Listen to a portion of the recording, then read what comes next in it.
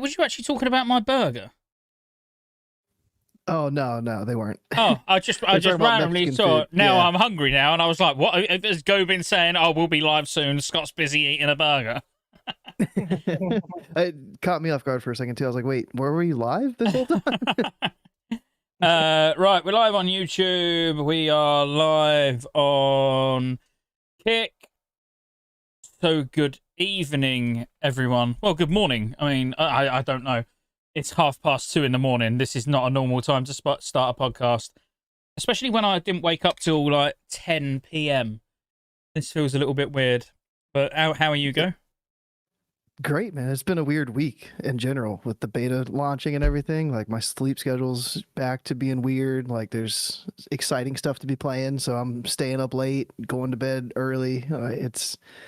I'm trying to get used to it, and this is going to be another night where I'm going to be staying up late, having fun, talking with all you guys, and then I got work right in the morning again. So, what's the exciting stuff to be doing? Through. You hate Cataclysm. On the beta? I hate to say it, but I'm swinging back the other way. You know, sometimes I swing to one side, sometimes I swing to another. Right now, I'm on the right leg, and I've been on the left leg, the sod leg, but now my Cata leg is getting the love. It's getting the lean. So. What's made you change your mind? I mean, obviously we haven't even done any content yet. Like, you know, we're only leveling, so yeah, we'll dive completely into this a little bit more. But everybody's been saying like the world revamp is terrible. They hate it. I've been absolutely loving going around the zones and just seeing like everything. It's opened my eyes to discovering new things in the world. The questing stuff is also pretty sweet too. Like there's been a lot of good changes, and I'm only level 41, and it's growing on me. I almost want to say I told you so, but I won't do that because I'm not a child, but I told you so. Okay. Cata was the true season of discovery all along. Yeah, it's the season of discovery we didn't know we needed. Well, we might as well introduce the guests, and then we'll go into the housekeeping. So you introduce one, I'll introduce the other. You take your pick, whichever one you want. I have a feeling I know which one you're going to go for. We've got, for the first time on the show, Shadow Fox with the Colorado hat. Yeah. He's been gaming with us in the background for the past couple years. He's really active in the Discord. He's on, I think you're on EU sometimes as well too, right? Mm-hmm. Yep. Yeah, EU, NA. This dude's all over the place, leveling different classes, filling in raids, filling in dungeon groups. I've done a couple dungeons with you already on the beta. Yeah, it was fun. You've been Shadow Priest, I think, but you've been having to heal, so. Yeah, I got stuck healing and then put on follow when Scott put me on follow. It was great. Mate, I was making eggy bread, or for you, just disgusting people, it was French toast, but I refused to say the word French in my house, so it was eggy bread.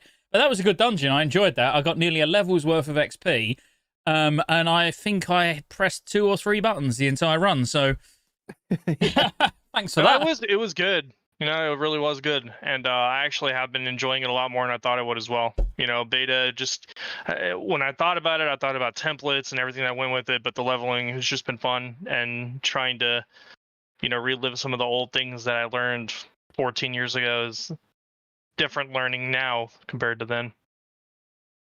And then we have another guest on the bottom left of your all screens. Scotty, your turn.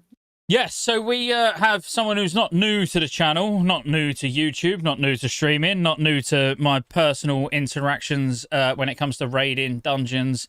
He is a personal lover of mine, a friend. I love watching his stuff. It's Table Slam. Hello. What's going on, guys? Good to be back. Thanks for having me. So what? I'm just trying. Like, based on the background and stuff that you got going on there, are you a warrior main, or? Yep, warrior through and through, start to finish. As always, gotta love that. Is it plate armor? Yep, plate. That's what they wear. Yeah. So usually leather. And I think they stole like the bear form resource too. So I guess that's okay. That's okay. Just okay. Yeah, it's All right. Well, nice to have you both here. Anyway, what's going to happen now is Go's going to take you through the general housekeeping of how things go, obviously, which is we say the same thing on everything. But this is the first of. We had to name it about 10 seconds before the podcast actually started. So I'll be honest with you, table nearly won with it being Cata bait. Zach would be proud. Zach would be proud. But we went with Cata chat because it's very then close to cubicle chat, Cata chat. Yeah, we'll keep them both separate, but close enough that you recognise what's going on. Cool. Over to you, Go. Speaking of keeping them separate, we're going to have our normal Season of Discovery podcast, Cubicle Chat, on Wednesday nights. For me, it's 6 Eastern. Right now, it's daylight savings time for NA. It's different for other regions, so it might be an hour or two, like an hour off, I guess, from the normal time for the next week or two until the whole world gets on the same schedule again. But yeah, Wednesday nights, Season of Discovery, and then Saturday evenings, the same time as the Wednesday show, will be the Cataclysm Cata Chat. And it's just Sunday. It's our first episode. There's a little technical issues yesterday, but we got it going tonight. So we had that first episode in this week. And yeah, it's super chats during the show if you have any questions. It's a brand new expansion, so I'm sure there's lots of questions. And to help us see those questions in the mix of the flood of the chat from everybody hanging out, if you hit the super chat, then it'll highlight it for us on our little chat thing. We can display it on the screen. Scotty's has this whole brand new setup to display the super chats. It's really neat. I can't wait to see the first one. Yeah. Kind of looks the same as the other one, but just now in a different... I'm hyping it up, Scotty. It's just now in a slightly different place on the screen. You can't kill my hype like that. Come on. Yeah. So now this is officially where the podcast starts. So you're listening to Cata Chat with me, Scottejaye, also known as Scottejaye. I'm not known as anything else. Well, I am, but not that I would say out loud. Scottejaye with Scottejaye. Yeah. Let's just get into it. So we're going to talk about a lot today. So we was actually going to do a Druid deep dive. That's where we was going to start. But then I said, well, this is the first episode. So starting a new podcast or, a second podcast and going straight into deep dive seemed a bit weird. So we're going to do like a big intro to Cata. We're going to talk about what content's added, what content's reworked, how everything changes, class overviews, very brief for each class, confirmed changes from Blizzard, and changes that we'd like to see on top of what Blizzard have already confirmed. So there's a lot to get through, so we'll try and be snappy and, yeah, really push through these topics, which obviously that's what Go's good at. He's gonna keep us on track. So... we should probably maybe just a brief intro though to Shadow Table, just a bit of like Cata experience, what you're doing. Yeah, a quick like couple of minutes each round the table, all of us, on why these guys should actually listen to what we've got to say. We'll go Shadow, you first. What's your experience on Cata? What are you playing at the moment? What are your plans for Cataclysm Classic when it launches? Well, I rated full 25 and 10 heroic, an original OG Cata. I did it on farm every week.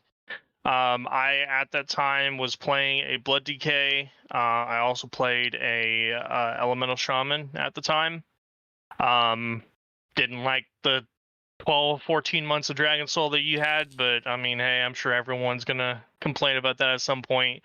I played other things and also raided with friends on those as well.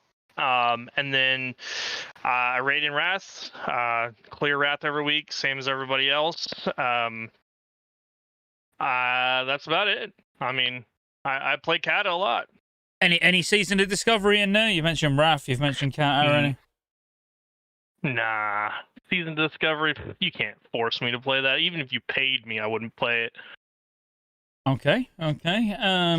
Table. Yo, yeah, I played a rogue back in the day.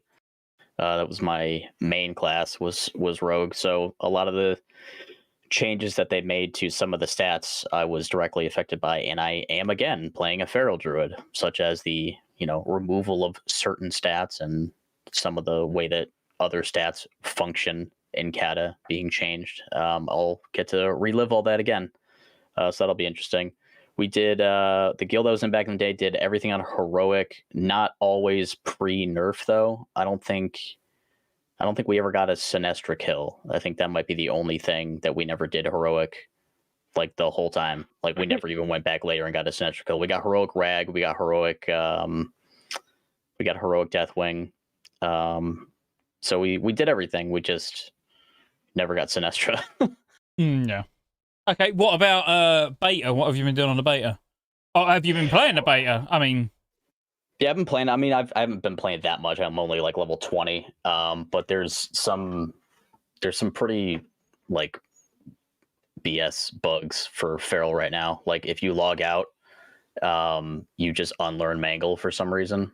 Sounds and fair. when you log back in, the only way to regain it is to respec and reselect Feral, and then you get Mangle again.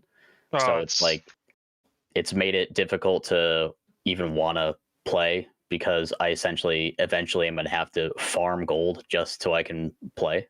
So I can. And mana is really bad on beta too. I mean, it's miserable. Yeah, it's pretty rough. Like everything hits pretty hard, but like you do a lot of damage. It feels kind of like SOD, to be honest. Like everything hits you harder, but you do a lot of damage too. Like I can like 2 or 3 shot a lot of stuff in cat form, but if I'm fighting like 2 or 3 mobs, like it's gonna be a little rough. But it's been fun. I specifically went to Ajara because I was like, what's probably the buggiest zone that I can level in right now? And sure enough, there's a lot of weird shit in Ajara. So I think I made the right choice as far as wanting to submit a lot of bug reports. Don't I tell him it's the completely missed nightmare it. too. Yeah, Shara, I didn't know it was that low level. Like I knew it got reduced from being like what 45 to 60 or something like that lower, but by the time I went there, I was level 20, and I was like, oh, everything's like level 9, level 10, level 11. Yeah, I was like, it's "Whoops." basically you go to either Barons or Ashara. It's the go-to zone. I gotta be honest with you. You ding 10, you go Ajara. Not Barons. Yeah, you can stay in Ajara till 22. Go to Ashen Vale till 25. Like going to Ajara is so fast. Like I suffered through Ghostlands. Oh yeah, I wouldn't have suffered through there. I mean, I have now got the for any of you who saw, I've got the beta version of Rested XP now, and it's got Ajara as 10 to 20. And it's actually a really interesting path that they've got because it skips 2 of my favorite zones. But when I just went to Western Plaguelands, as long as the quick. rocket cars actually work. Like right now in beta, the rocket cars don't work, so it's a lot slower because you have to run to each of the stations. Yeah. But it's still an amazing zone. I really enjoyed Ajara, and I done it for the first time for ages. Peaceful. Yeah, it's chill, man. It's chill. I've only seen like a handful of other people there while I've been playing. So I don't know if that's because people didn't know about Ashara, or if it's because they chose other zones instead, or if there's just not as many people playing as I thought. Oh god, it was rammed when I was there. Literally, yesterday. Was it yesterday? I've leveled this paladin so fast. I'm sure I was like level 10 yesterday morning, or was it the day before? But you were early. I think it was yesterday. Yeah. Yeah, and Ajara was rammed. Like I was having to like run around aimlessly trying to find anything to kill. But yeah, obviously then it started to get better. But I'm now following. This is not even a plug. Like I'm just being honest. I started following the Rested XP beta. I was not going to go to Western Plaguelands. I was going to go and do like Stranglethorn, typical, and then move on to like Feralus. But Western Plaguelands is ridiculous. I mean, just before the stream started, I think I'd done like 3 levels in an hour. Like, it is so fast. Changed a lot. It's got that big separation after the shattering from north to south with level discrepancies there. So it's a lot different than you leveling just, from the get-go. Once you hit level 30, you can start getting quests out and Stranglethorn. It's not like that on Stranglethorn now. There's a big gap. And that's the same with the Barons. So you do Northern Barons, and then you have to go and do 2 or 3 other zones before you go to Southern Barons. Like, you'd go and do Stone Talon, and then that takes you into Southern Barons. Like Ashen Vale. Yeah, and Ashen Vale, exactly, before you even move on to Southern Barons. But the Southern Barons' first quests are immense. where you use the rope and you like parasail down the side of the cliff. Like it is, mate. I'm loving the questing. Like you said, Go. You know, a lot of people shit on the fact that the world's changed and all that, but I can't get enough of it. You know, like I'm on my second character. This paladin will be 80 in the next couple of days, and I'm looking forward to a few days about priest. I think I'll probably go druid, but then again, tables complained about feral, and that's what I was going to level as. So I don't know. Maybe I'll do hunter. I want to make an alliance because I was just thinking about it. I think all 4 of us are all horde right now. Yeah, all of So us. Yeah. I need to check out the alliance zones, and I'll probably make a Worgen druid and do that whole first beginner starting zone of that, and then head to Elwyn Forest, Westfall, wherever it takes me over there. Well, Yeah, I did tell do the me Worgen when you zone. do. Tell me when you do, and I'll do one as well. I'll do a gnome warrior. I Yeah, did it do the won't be for like a Worgen week. zone, and it did have bugs in it, but you could at least finish the quest. And they did do a hotfix on one of the bugs that was like preventing people from passing. As far as I know, people have been completing the Worgen quest line because I did, or at least I got fairly close. So unless something drastically has changed since then, which I doubt, it seems to be working pretty good. Yeah, I'll definitely give it a crack. Hang on, I'm getting I'll a probably level- extreme bitrate warning on YouTube for some reason. I'm not trying to Worgen too, but I just now reserved a Worgen mage, Harry Potter.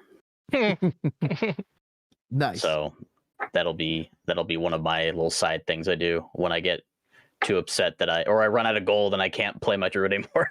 Yeah, you level a mage so that you can send it to your other tune. I made the I biggest was- mistake, like at the end of my play session today, is I hit 20. I was like, cool, I can learn writing now. And then I learned writing. I was like, oh, I don't have enough gold to learn Omen of Clarity from the trainer now. You know, you can just ask me for gold. Like, you just ask me and I will give you the gold.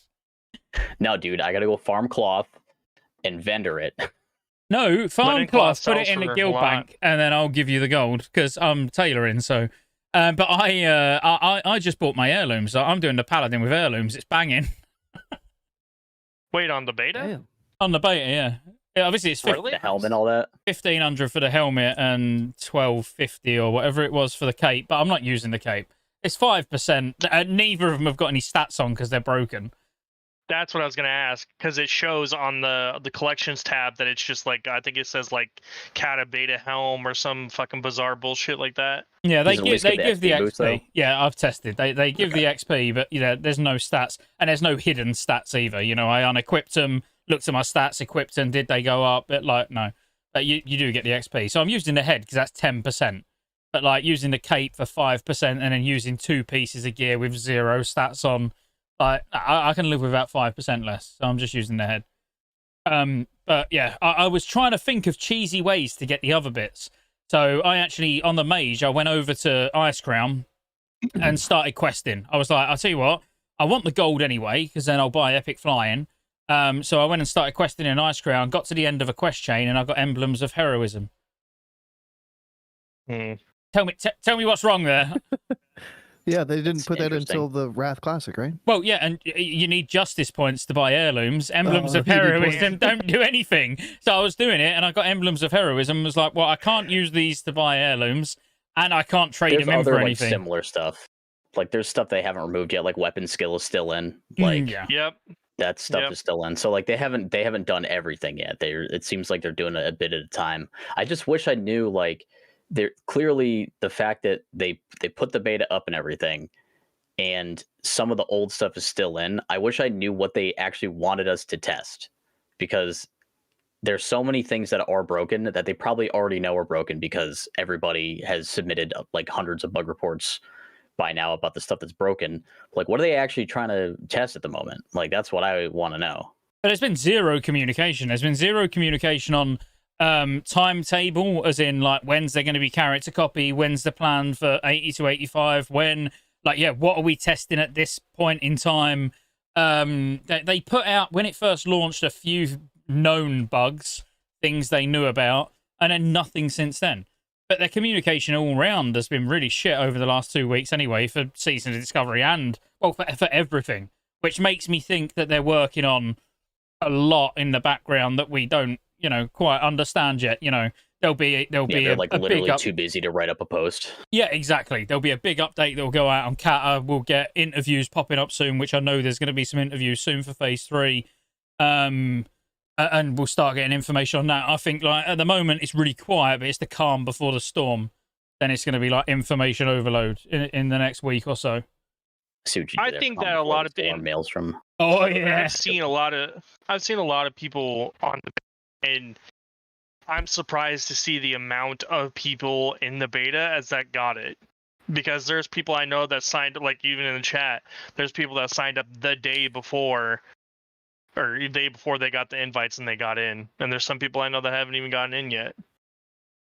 Yeah, they've done this beta very weird. Sorry, go. Yeah, it's been a very strange beta. It should never have been as many people on as there is when there's so many bugs. Because like what Table said, they'd have had like hundreds of people reporting the same shit. The more people there are, the harder it is to get through all of those bug reports and sift out what's good and what's bad. And when there's probably people that are reporting quests for being broken when they just didn't read the quest and didn't know what they were supposed to do. Yeah, and they think it's broken because it's not like auto completing for them or whatever. I've seen LFG chat, and if LFG chat is anything to go on, the general general knowledge of Cataclysm within the people testing the beta at the moment is slim to fuck all. Well, I know Paladin's got what was that defensive ability that they had? I think it's supposed to be at 50%, but on the beta, it's 100% damage reduction for 10 seconds. It's definitely. I mean, they have on the 1 minute cooldown. Divine on protection. a 1 minute cooldown. Yeah. I don't crazy. think it's actually given 100% though.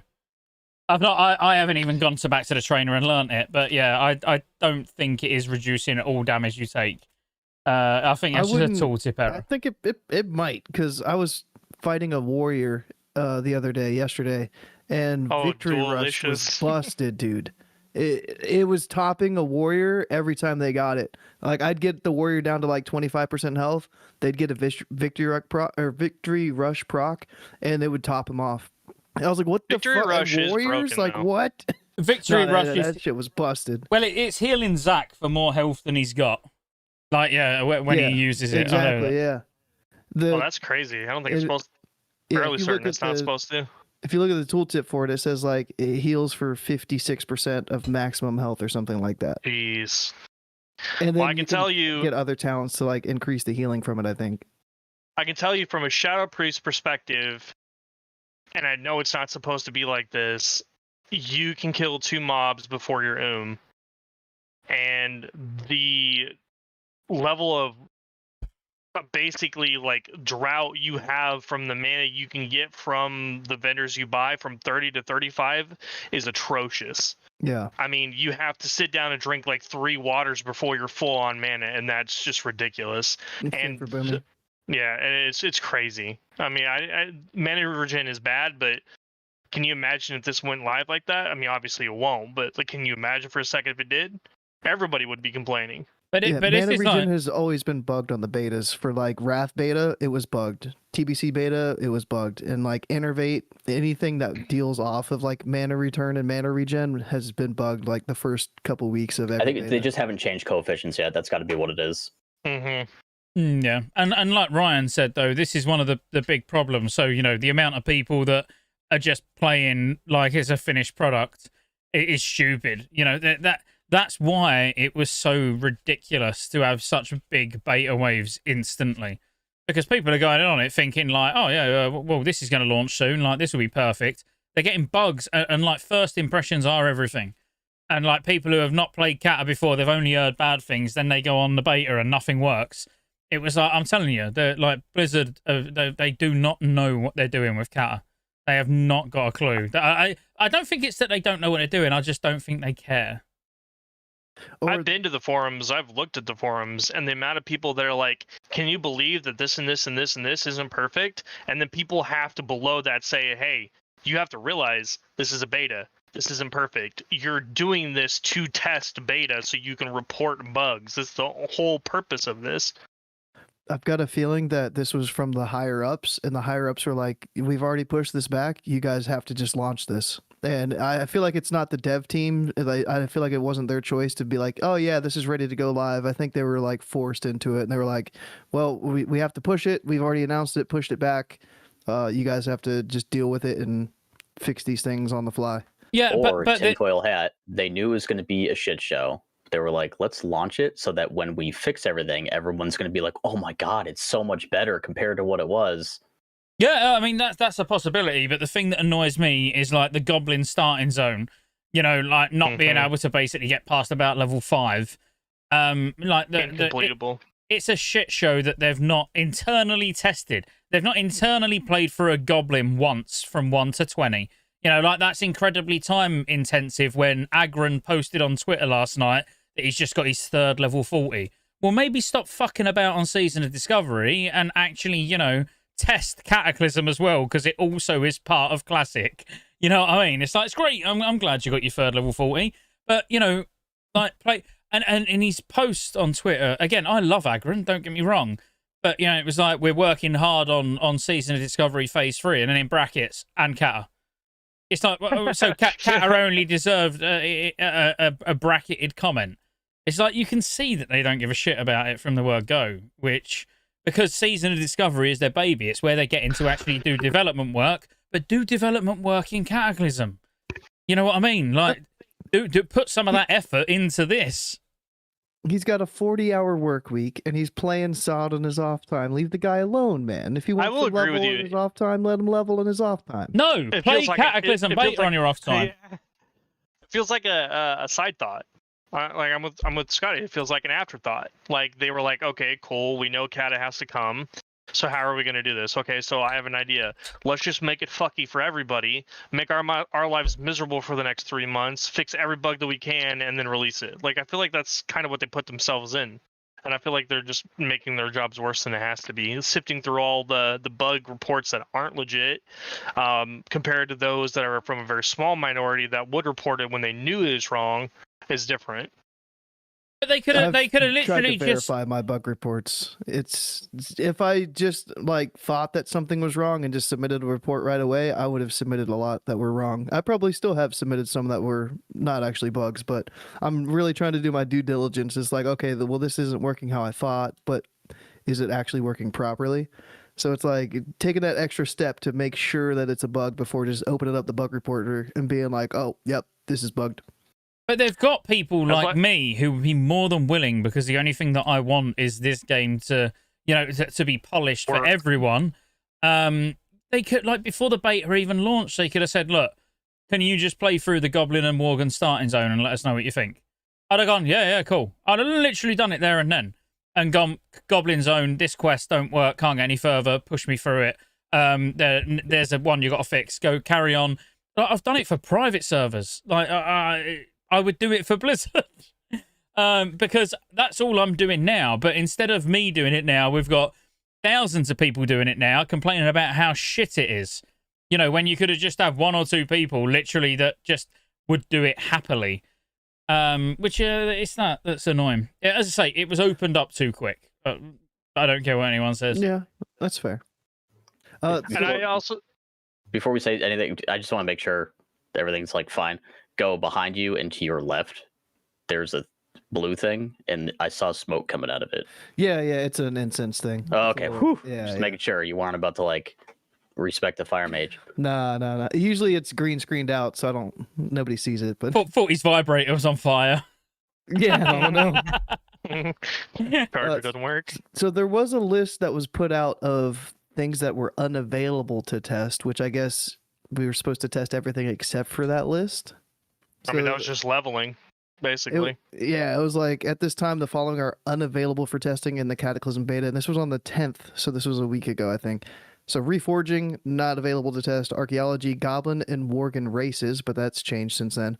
Transmogrification, guild system updates, leveling past 80, in-game dungeons, dungeon journal, Tol Barad, character info, screen updates. Well, I can tell you, I mean, even from the dungeon that Scotty and you did go with me and stuff like that, I can tell you that the dungeons progressing from one quest to another, it seemed to work okay. You know, I got the quest right away. I didn't have any issues with it, and just the scripting that would cause, you know, them to go from point A to point B seemed to work okay. I didn't notice any other problems with it, and the bosses didn't seem overtuned. You know, I mean, you have the new Scarlet Monasteries. I did that recently, and that worked just fine. So I mean, you have these new dungeons that were added in Cataclysm, like Shadowfang Keep. You know, that one worked okay too. I mean, it was a little buggy. The commander didn't move out of the corner of the room for at least the first, I would say, 15 seconds. Just sat there and was attacked AFK. But other than that, it seemed to work pretty good. I mean, it kind of feels like that they at least have done something in preparation for Cataclysm. I'm like, okay. Have they? I can download a repack and all of that works. And I could have the repack downloaded and running on my computer in about 10 minutes, and literally all of that will work. Yeah, I will say I am kind of surprised at what doesn't work. Not because I feel like, oh, they should have put more dev time, but like I would have thought that their reference client would have been one that had all this stuff working already. Like I thought they were running on versions of the game that were based on Cata as its like base framework. Because I like think the engine is Dragonflight, I believe, isn't it? They're working on the Dragonflight engine for Classic. Maybe. I mean, like the interface menu and stuff like that is the Dragonflight menu. But like, I could have sworn that like a lot of the way that Dragonflight works was based on the way that Cata worked. And like obviously there's different stats that are in Dragonflight that are in Cata. Like there's like versatility and all that stuff, which wasn't in Cata. But like I could have sworn that that a lot of it was based on a Cata engine. So I'm surprised at the amount of stuff that doesn't work, unless I'm just wrong about it being on the Cata engine, or at least an engine similar enough to a Cata engine to make stuff not work as horribly wrong. I'm surprised that boat in Thousand Needles worked properly. To be 100% honest, I mean, I have seen it kind of works. We like Stephen. We like complaining, mate. That's what we do. It's super weird. Have you not watched this before? What does and doesn't. Like that boat in Thousand Needles like works sometimes, whereas like the rockets in Ashara don't work at all. Like you go to the southern terminus and you try to summon a rocket, and it appears for like a second and then despawns without even trying to grab the player to put it in. The northern one doesn't summon a rocket at all. You can talk to the NPC and select the dialogue option that normally would summon a rocket, but it just doesn't do anything at all. So, but then the boat gets summoned. So like it's weird what does and doesn't work. Yeah, I mean, seeing some quests that like I literally compared them like for like, and it's that they work, you know, in Outland they work on RAF but don't work on the beta. You know, it's that I find extremely strange. But Stephen, anyway, he is right. You know, all joking aside, we can Mr. Roberts here. We can move it along. Thanks for the segue there, Mr. Rob. So the first topic of conversation, brand new content that is not available on the the beta. There's new dungeons at level 85. I don't know how many there are. I've done them in the past, but it's been a while. So how many new dungeons are we going to get? I think there's 8. Yeah, it should be 8. So we got, well, it depends what you class as new. Yeah, so obviously I can show you. So we've got Blackrock Caverns, Dead Mines. We won't worry about end time and stuff like that. We'll just talk about the ones at launch. Grimbatol, Halls of Origination, Lost City of Tolvir, Shadowfang Keep, Stonecore, Throne of the Tides, Vortex Pinnacle, and that would be it. 9. Did you say Dead Mines? I said Dead Mines. Dead Mines. So technically 9, but 2 are reworks. And then a bit like, and then later on we get a couple more. Yeah, a bit like Wrath of the Lich King, like with the Lich King, like ICC patch, we get some nice catch up dungeons that come. And then obviously we get Zolgarov and Zolaman reworked as well. But actual new ones, you would say Blackrock Caverns, Grimbatol, Halls of Origination, Lost City of Tolvir, Stonecore, Throne of the Tides, Vortex Pinnacle. So 7 at launch that are actually new, not reworked. And they all have normal and heroic versions, yeah? All got Yep. normal and heroic, and Blizzard have said that we're going to get some form of heroic plus as well. Probably we gonna get to that in phase 1, right? That would be a catch-up mechanic for phase 2. probably, yeah. I don't We know. don't know. Yeah, I don't know, because it would be Like, weird. It would be what weird. would they do for it? Yeah. But well, phase 2 don't really need. If we got phase 2 as phase 2 should be, there would be no raid in phase 2, so there would be no reason for a catch-up mechanic. So technically, Yeah, this is the AZG, right? yeah. So you wouldn't actually have heroic plus coming until phase 3, and then all you're gonna get in them is. But the thing, when I say all you're gonna get in them is the thing is the eye level curve is so good in Cataclysm that like if you started getting heroic, well not heroic, you started getting normal, let's say BWD and Bashna Twilight gear from 5-mans, that'd feel really weird because 359 is still decent, you know, even when Firelands launches. You'll still be going back and doing Bashna Twilight and BWD during Firelands because on heroic Especially it's for dropping trinkets. 372 gear, exactly 372 trinkets. So it would be really weird for them to start putting that sort of gear in. That's why I'm hoping they're actually it's not gonna be like gammas and stuff like that, and it's actually gonna be more for maybe new loot that we haven't I seen. hope it's for like, remember like MOP challenge modes? I hope it's something like that. That'd be good. Yeah, I that'd like be that great. in Cata. I mean, it'd give people another avenue to give them a time sink at the same time, you know, feeling rewarding, but not making item levels that you go into from patch to patch obsolete. I think it's challenge mode is just perfect. And of course, the whole point of doing challenge modes in MOP was for the transmog set. Mm-hmm. Like the set that you got from that was a no stat set. It was literally just for transmog. So I think something like that would be good because it wouldn't be as like Scott was saying. There's not any reason to do any catch up gear, and if they launch something like that from the start, then that could just be their like baseline for the whole expansion is a challenge mode sort of thing, and they just have like a new art set, you know, basically like the art team gets to do something cool. Well, you also have the new battleground too, Battle for Gilneas. It's just another Arathi Basin, you know. Battle for Gilneas is fun BG, you know. But in terms of, I don't think gammas have a place. I really don't. I feel like gammas, alphas, betas, I feel like they have no place in Cataclysm. I feel like you have the discrepancy between people in Wrath right now not being able to do gammas going in for random dungeon finder, and then you have people trying to just steamroll their way through heroics in the first part with the gear they have.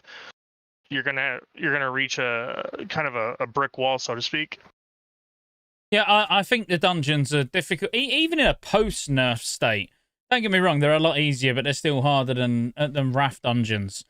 But like, if they almost thought, oh, well, we'll do a heroic plus where it's like pre-nerf difficulty. Now there's not actually a big enough difference between pre-nerf and post-nerf for it to be classed as heroic plus.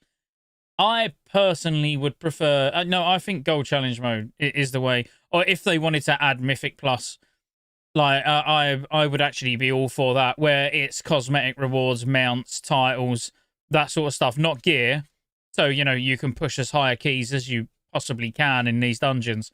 That would just add more life to them all the way through Cataclysm.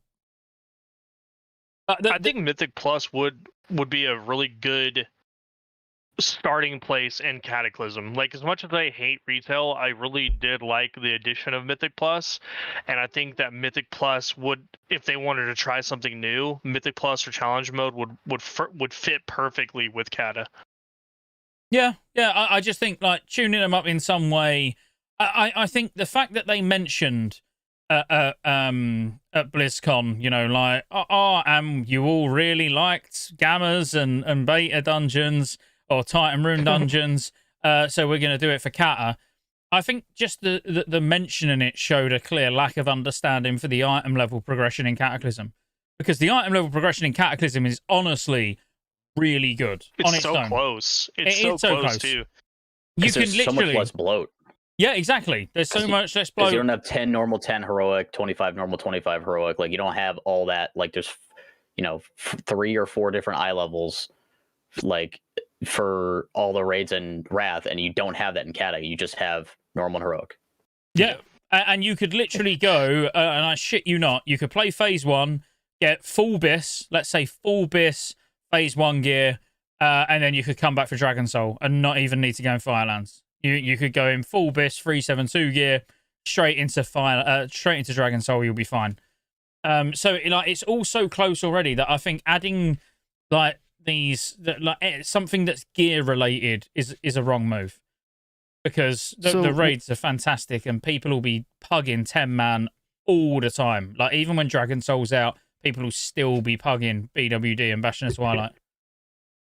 What's the eye level that people are going to be asking for like looking for group heroic, X eye level min? Like, they're going to say gear score probably, but like what's the eye level requirement for heroics from the people will probably be to looking even for enter them? They'll probably be looking for like 333.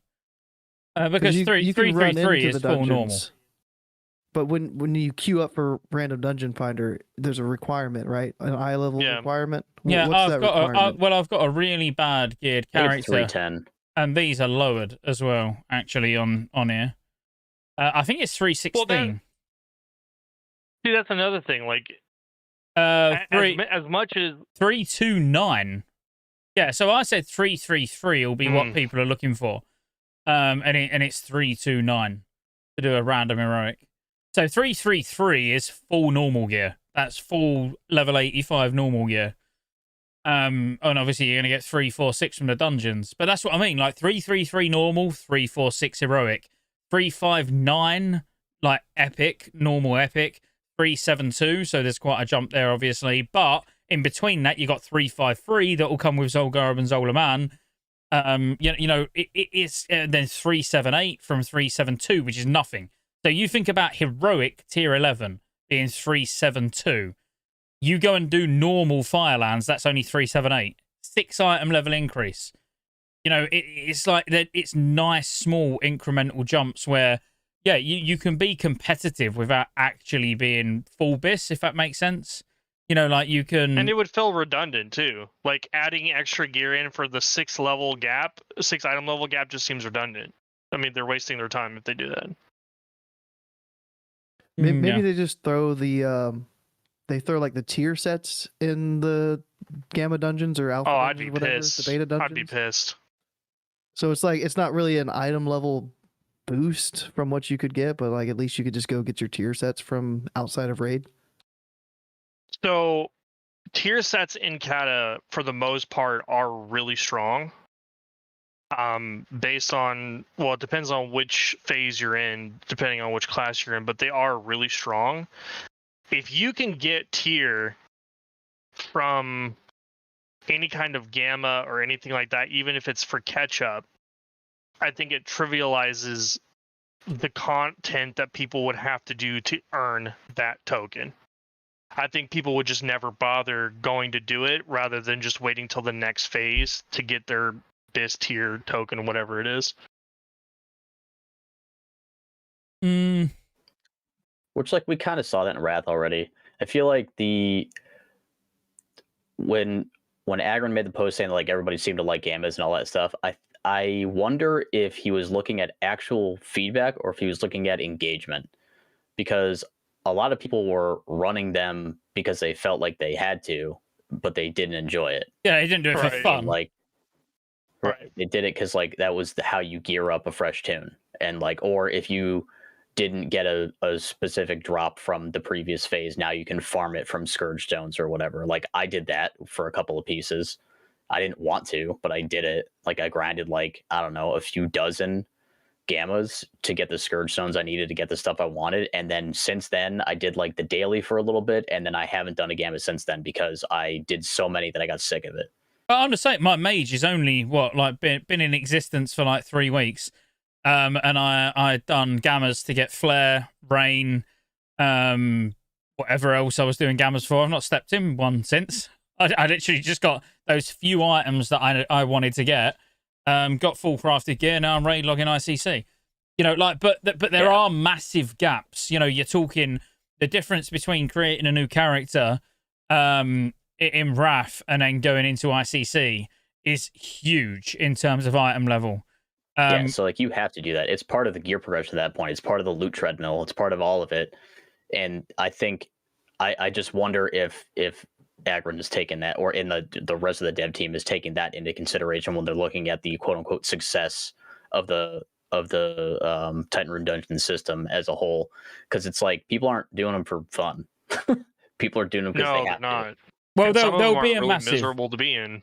There'll be a massive flop in Cata. Like, and again, obviously, you know, I'm not shitting on anything to do with Cata. I'm shitting on the fact of putting gammas in because they're not needed.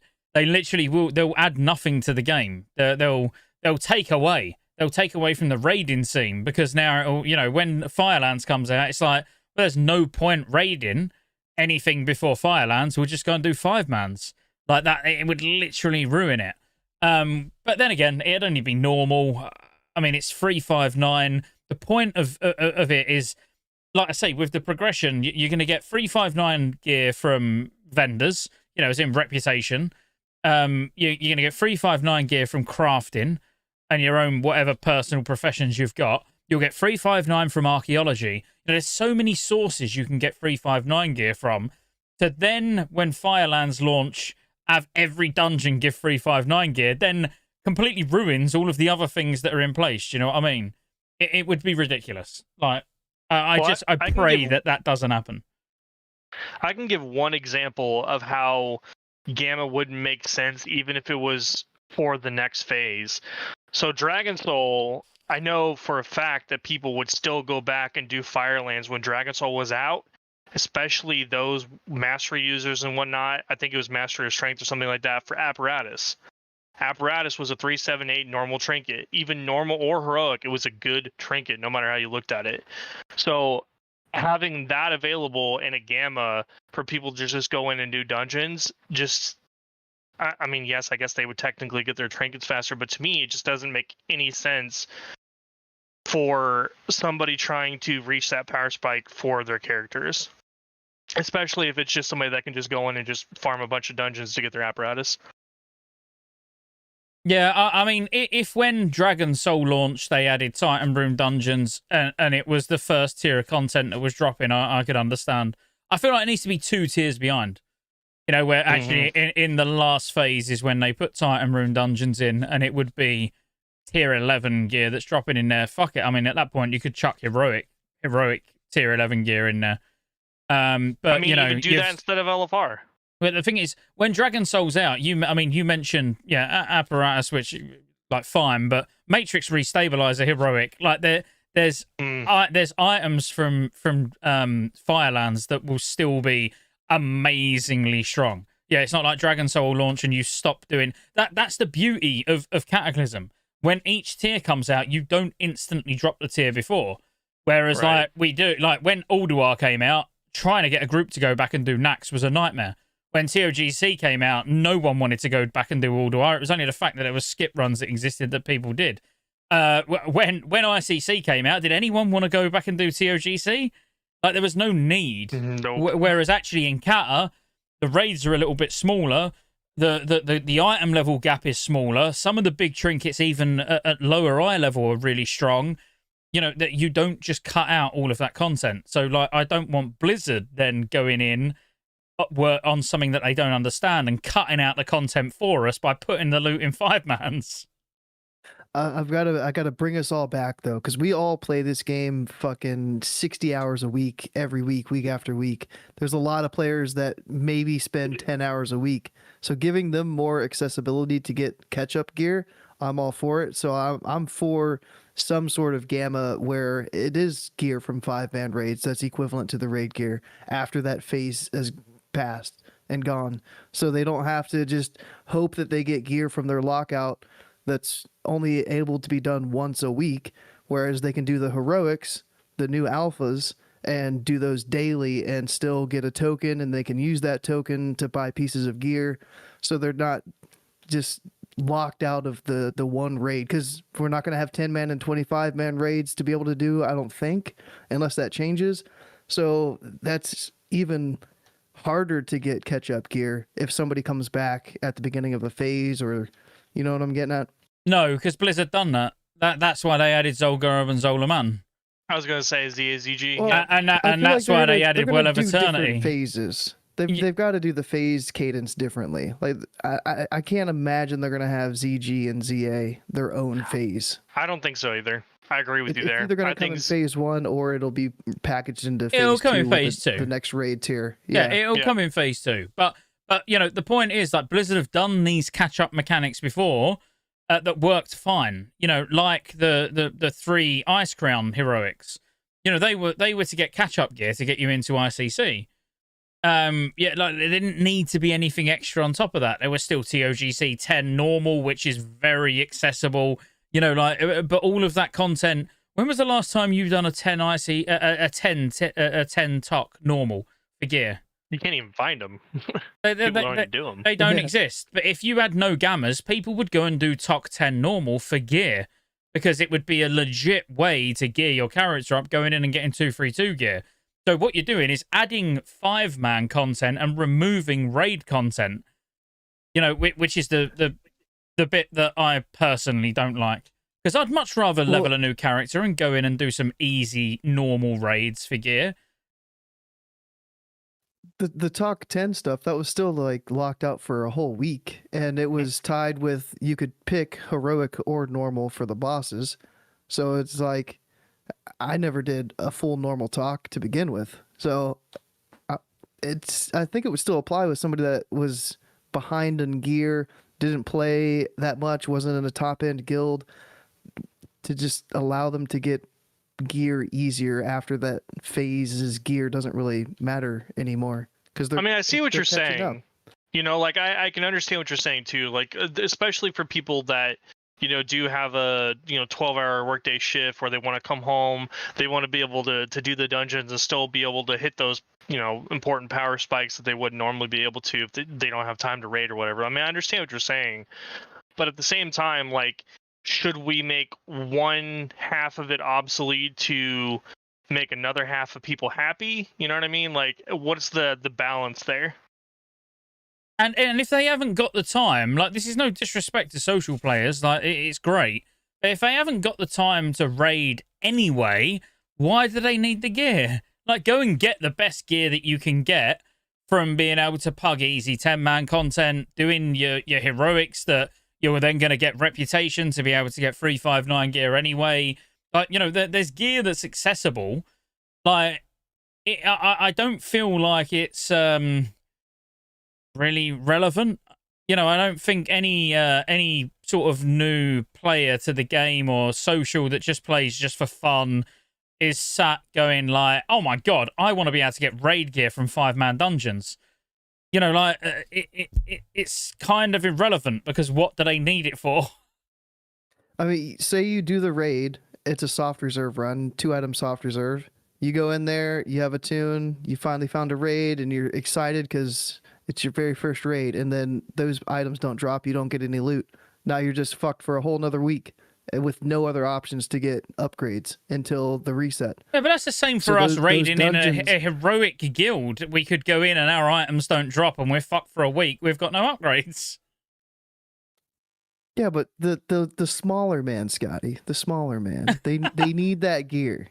No, they Because don't. The gear's going to help them progress more in their raids. Oops, sorry. Than it is going to help us. I So do think that there's a significantly larger amount of casual, semi-hardcore guilds than there is going to be the top 1%ers. So I understand what you're saying, and they definitely, I mean, at least for me, I think that they would need an avenue to have catch-up gear. But would that mean Gamma though? Like, isn't that what ZAZG's for? You know, they can go do it. Well, what to if- wrap what back if to they what can't Scott even was do saying earlier, like, ZAZG? the eye level difference between each raid tier is so small that, like, you don't even really need catch up gear.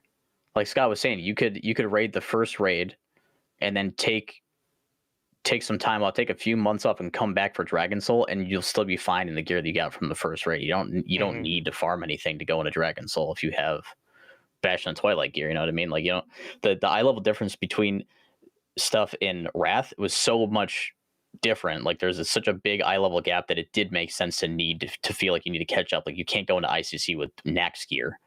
Like, you can't. It's not going to work. Even old war gear would be a stretch. You know what I mean? Like, but if there's only a 6 item level difference or a 12 item level difference between the two, that's like easily doable. Okay, so say it's not catch-up gear. Say it's just, it would drop 346, 359 gear.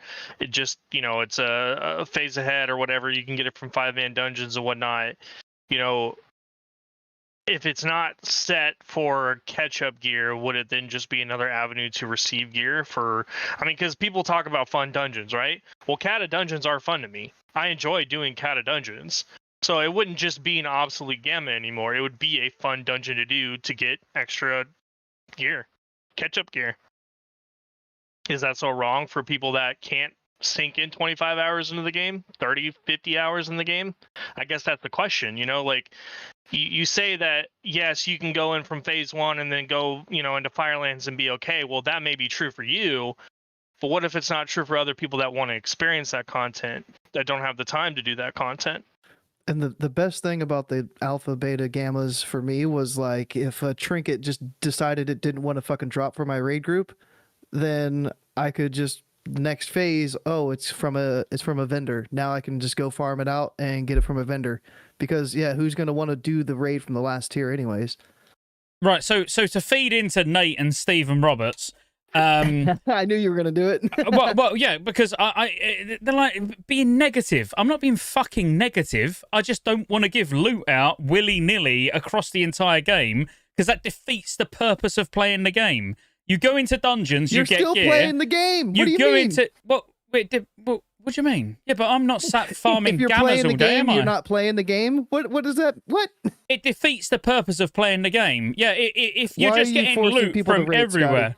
Because that's what you haven't got a raid. But then if you're not going to raid, you have to appreciate the fact that you're not going to get gear from raids. Is that not fucking common sense? If you want dungeon gear, you do dungeons. If you want raid gear, you go and do raids. If you want PvP gear, you go and do PvP. It's not being negative. It's just like that's how the game works.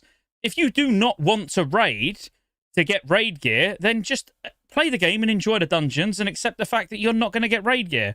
There's nothing negative about that whatsoever. We just don't need to constantly throw loot at shit where it don't need to be. Bro, you're being negative. Really good... Hang on, I'm a pass monkey too, but it makes sense to give longevity to 5-mans. It doesn't get... Do you know how many people get kicked out of gammas every day? I've got people that have started brand new on Mancrick, like literally in the last few days, and they can't get through a gamma. Because people in like 6.5k gear score just want to do it just to get their daily done and kick anyone who's trying to gear up anyway. It don't fucking work. Like literally, you will not convince me. You can be a pass monkey or whatever you want to cut, a fucking elephant, whatever you want to be, but it does not work. So you can call me negative. It just don't work. Moonpex makes a really good point. Like if 6 item levels for a piece of gear is the one thing that's preventing you from killing the boss, the difference between 50 and 100 DPS is the reason why you can't kill a boss. Gear is not the reason why you're failing. It's another issue entirely. You have bigger issues to deal with rather than just gear. But what Steven said, so like, give him more justice points. I've got no problems with people getting quicker currency or whatever, but you don't need to ruin other content to cater to people that are not doing the content that you're ruining. So, as I say, if you're going to start giving all the 10-man normal loot from raids to 5-mans, the 10-man normal raids just won't happen anymore because there's no point in doing them. Whereas Cata works fine. There's a nice, like, it's not a steep progression. All of the content gets consumed throughout. As soon as you start throwing in ways that rule out big sections of raiding, those raids just won't happen. Like, especially, it's already more accessible because you don't even need to feel like you have to do 25-man. I could raid 25-man, you could raid 10-man, and we're going to get the same loot. So the fact that you can go from 5-man dungeons into a 10-man, which is easily puggable, a 10-man normal raid, do you really need to get it from a 5-man? So either the raid is null and void, or the dungeons become null and void. Oh no, the dungeons don't need to become null and void. Like Table How said, do you keep them all relevant? the way at the start of the podcast, you had challenge modes, something where it doesn't give gear. It can give titles, cosmetics, mounts. It can get whatever. Yeah. Yeah, it doesn't need to be fucking gear all the time. I'd like to see how popular the dungeons are with challenge modes. I would do it. I don't I'd know blast if I through 'em. really do They it. were they were the most popular type of content in Mr. Pandaria. Literally more popular than raiding. I'd rather have challenge mode than Mythic Plus sometimes, because the affixes are just stupid. I mean, all the different affixes and stuff, but if I can work towards something I can feel good about in, like, Dead Mines, which is notoriously stupid for bugs and whatever else you have when you want to encounter, if I can get a mount from there, I'm doing it 100 times, 150 times. I'm doing it until I get that mount. They had a 100%. whole new layer of content because it scales you down to a certain item level, which if we had Cata dungeon challenge modes, it would be 3, 4, 6. Just because you're doing Firelands or you're clearing Dragon Soul Heroic, that doesn't mean that you've got the best gear to do challenge modes. You would still have to then go back and do Heroic 5-mans to get trinkets that are potentially better than what you can get from Dragon Soul. Because they will the way some of the stuff gets scaled down makes the heroic dungeon gets actually better. Mm-hmm. The main thing you get out of like going in there with a raid gear is the set bonuses. Like you get set bonuses, and then you go back and like you figure out what stuff will get scaled to, and then you just build out your bis in that way. So that's another way that people will still be doing heroic dungeons, because stuff like trinkets will be still relevant for challenge modes. Then do a thing where like you have like a meta achievement for doing all of the challenge modes at like gold or whatever. You have like bronze, silver, gold for each dungeon. You get a cosmetic piece for each dungeon as you go, for each, whatever slot it is. One for bronze, one for silver, one for gold. That all look different. You get the full gold set. That's the coolest looking overall thing you can get. And then if you do all of them on gold, you get a mount. Yeah, So, absolutely. And achievement hunting too. But that's what I'm saying. Dungeons are. Sorry, go on, Shadow. Like even before like the idea of challenge mode comes into the game, you have those. Like me, I like achievements. I went for all of the dungeon achievements that I could for in Wrath. I would do the same thing in Cata. I would be doing those dungeons still. It wouldn't make them obsolete. I'd still be doing them. So gold challenge mode is prestige. Like people see you and like it's a really nice shiny transmog. There's going to be nothing better that you're going to get in the expansion. What you're wearing looks the tits. And then when we eventually get Mop, that challenge mode gear you cannot get it anymore. So like you want to get it during the expansion. I remember the mad rush at the end of Mop, everyone trying to get their challenge mode gear. In the pre-patch even, trying to get their or just before the pre-patch, trying to get their challenge mode gear before you couldn't get it anymore. But it adds a whole layer to the game. And that's what I'm trying to get at. So when you guys think I'm being negative in chat, I'm really not being negative. What I'm trying to get across is you can do things where it doesn't have to give gear. You can do things where people who haven't got a lot of time to play the game can still be just as fucking good as people who are raiding on 5 characters 20 hours a day.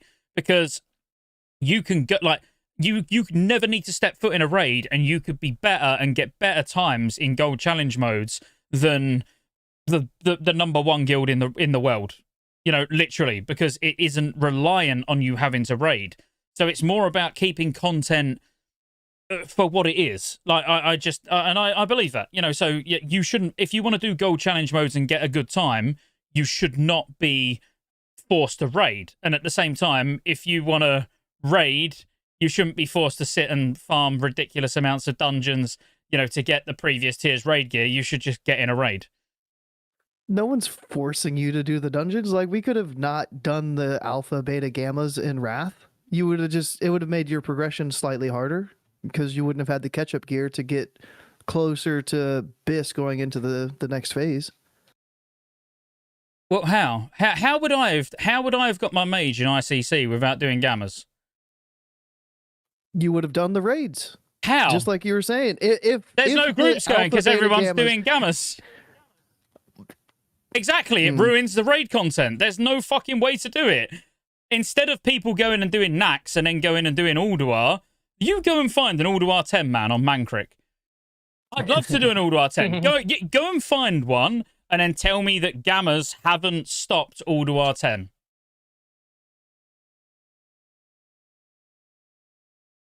UGCs don't happen either. TOCs don't. Something's got to give. You know, So that's why that's the it. LFR system is great. Because no, Oh God. We could Here talk. we go. We will talk about that soon. The LFR system is good, and we've spent a long time talking about nothing at the moment. we've do got we want to battlegrounds. talk about the new battlegrounds like Battle for Gilneas? 2 new battlegrounds. We got Twin Peaks, and Battle for Gilneas. And So- I really enjoyed So both. a of them. Warsong Gulch did I. reskin and an And a Arathi Rafi based of reskin. Yeah. I like Look. Battle for Gilneas though. I like the aesthetic. I can tell. Battle for Yeah, Gilneas. I can tell you right now because I used to PvP a lot, and I probably will in Cataclysm as well. From just an enjoyable standpoint, when you have a mosh pit of people running to the lighthouse, there's nothing more satisfying than seeing the person you're targeting just die from a crit. It's just such a beautiful feeling in PvP and Cataclysm, and I think that the balance and stuff like that in Cata is so great, and I have nothing negative to say the Battle for Gilneas other than the AFK person at the starting flag or whatever you want to call them. They'll get in there and put on a flick or something and just AFK. Like, you have those people no matter where you are, but Battle for Gilneas was good. I wasn't so sure about Twin Peaks. I didn't really enjoy Twin Peaks very much. And then we've got rated battlegrounds too for those. I know. Yeah, that's a RBGs little are bit gonna be later in nice. The notes, There'll but be like actually might as well talk something about it now. like a reason to continue doing battlegrounds past like your initial, like, because there's people that already right now have everything they could want from Honor, like the mounts and stuff like that. Like everything that you could want from Honor, they already have in Wrath right now. So like RBGs is just another way to like step it up, because like arenas are fun and all, but like it's the smaller scale stuff is its own version of fun, and having a competitive scene with a larger size is a completely different like tactical mindset that you have to be good at RPGs, which is just cool that gets out of the game. I mean, and it's content too. Can you imagine all the morons going in drunk half at 12 o'clock at night, going into 10-man and trying to do your best at RPGs? Like, can you imagine that?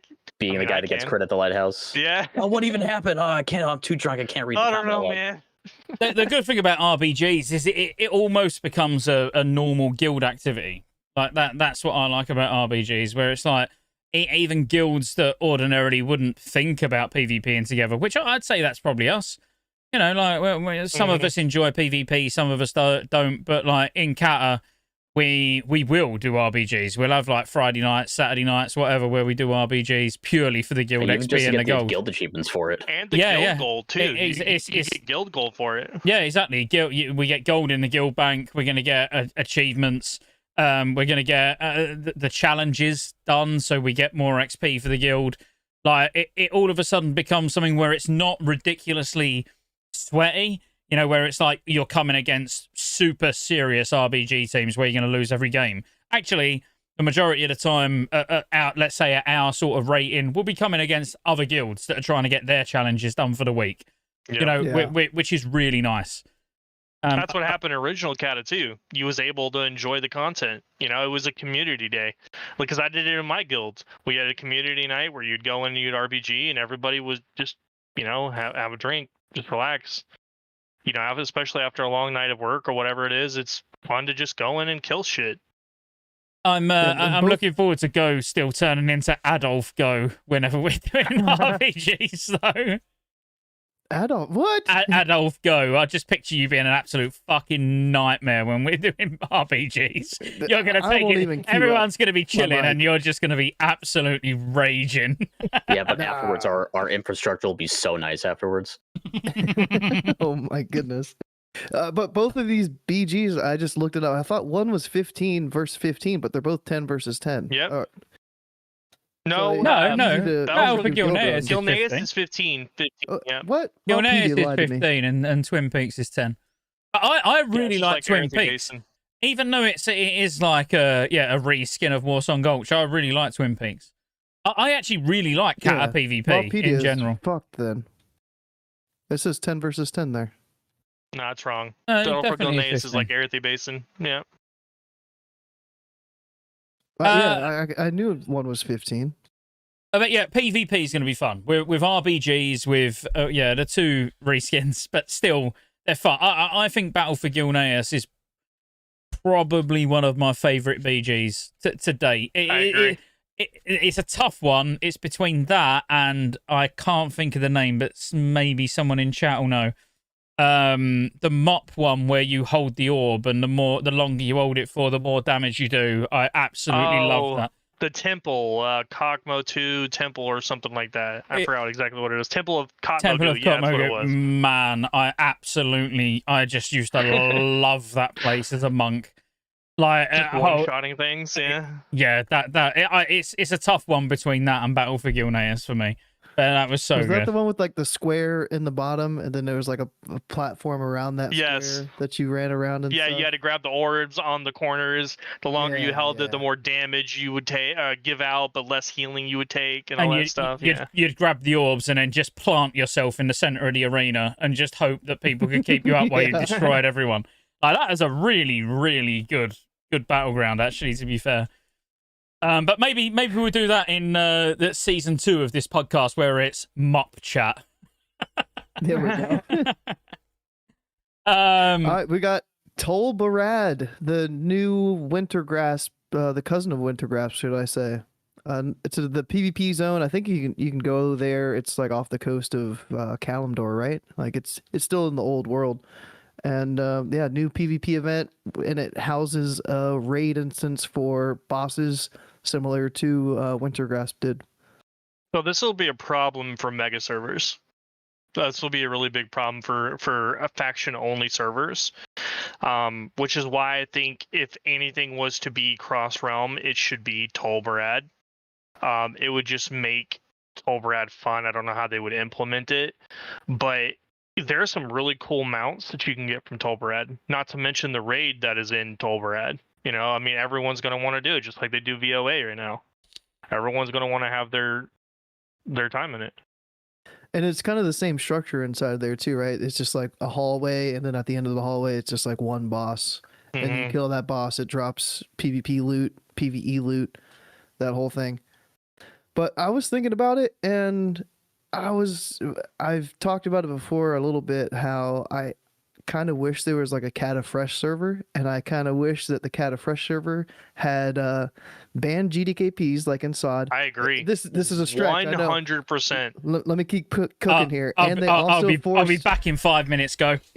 Yeah. They also force faction balance, and then Tol Barad, it would not be like Wintergrasp where everybody gets a trophy, and as long as one person from each faction on your server has won one of the raids, you get to go in there.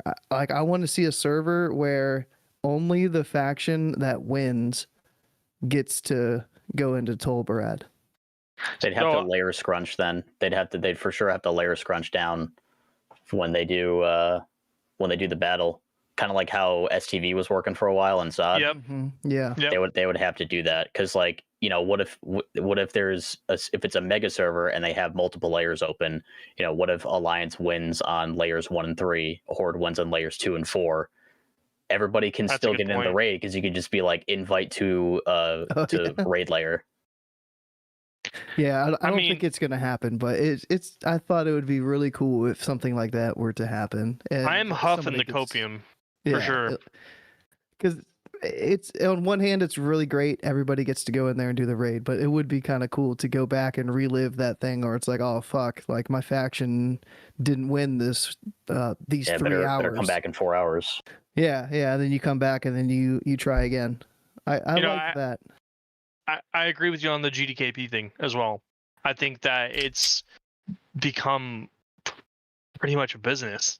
I mean, it's less about playing the game and enjoying the game that you like to play, rather than just throwing gold at the gear that you want to just sit there and be like, hey guys, I look pretty. Look what I bought today. I put my credit card in, slid it, and I have all the gear now. Look at me. Oh, wait, I'm parsing gray still? How could that possibly be happening? Well, don't get me wrong, Shadow. I enjoy GDKPs. I like them. I'm for them. But I think that there is a good balance to GDKPs that people can meet. You know, like I think that if you have a GDKP that's genuinely for people trying to get into a raid where they, I mean, the example is they don't have time to raid normally, so they would go in with their gold that they earned, get the gear that they want. That would be fine. But I mean, I think that it just contributes to gold buying in general. It's my personal opinion. And yeah, like what Nate said, like even Wintergrass being layered and being like instanced, it was still laggy as fuck. So yeah, I don't see them doing this thing for Tol Barad. It was just like a wish of mine to relive my glory days of, because that's back when I PvP'd a lot. So I want to relive that, and it's not going to have the same hit as it did back then as it will now when it gets changed to emulate what Wintergrasp is like in Wrath. So a wish of mine for Tol Barad, outside of the actual event itself, would be that it worked a little bit like STV, or in Season of Discovery, where it would have to work slightly different in terms of like the way the server population is and everything. Like it would have to be cross server, but the actual daily zone. So obviously you run around and do dailies when the event's not even on. You know, it's just a good place to go and do your dailies. Tanks are going to want the trinket, which I'll put on screen in a second just so you can see what it is. It's basically the Syndragosa trinket from ICC, but a Cata version. It would be great if it was forced PvP. So even on a PvE server, like it's a PvP zone. So, you know, you're flagged when you're in there, but it's balanced. You know, so there's always 30 of each, and as more people join, more join from the other faction, you know, so it's like, even on a PvE server, it's still a PvP zone just because it is a PvP zone. The same way on a PvE server when Strangleform Vow event goes on, you can be killed, right? You have to leave the zone. Or opt out. On a PvE server, if you opt out, you're fine.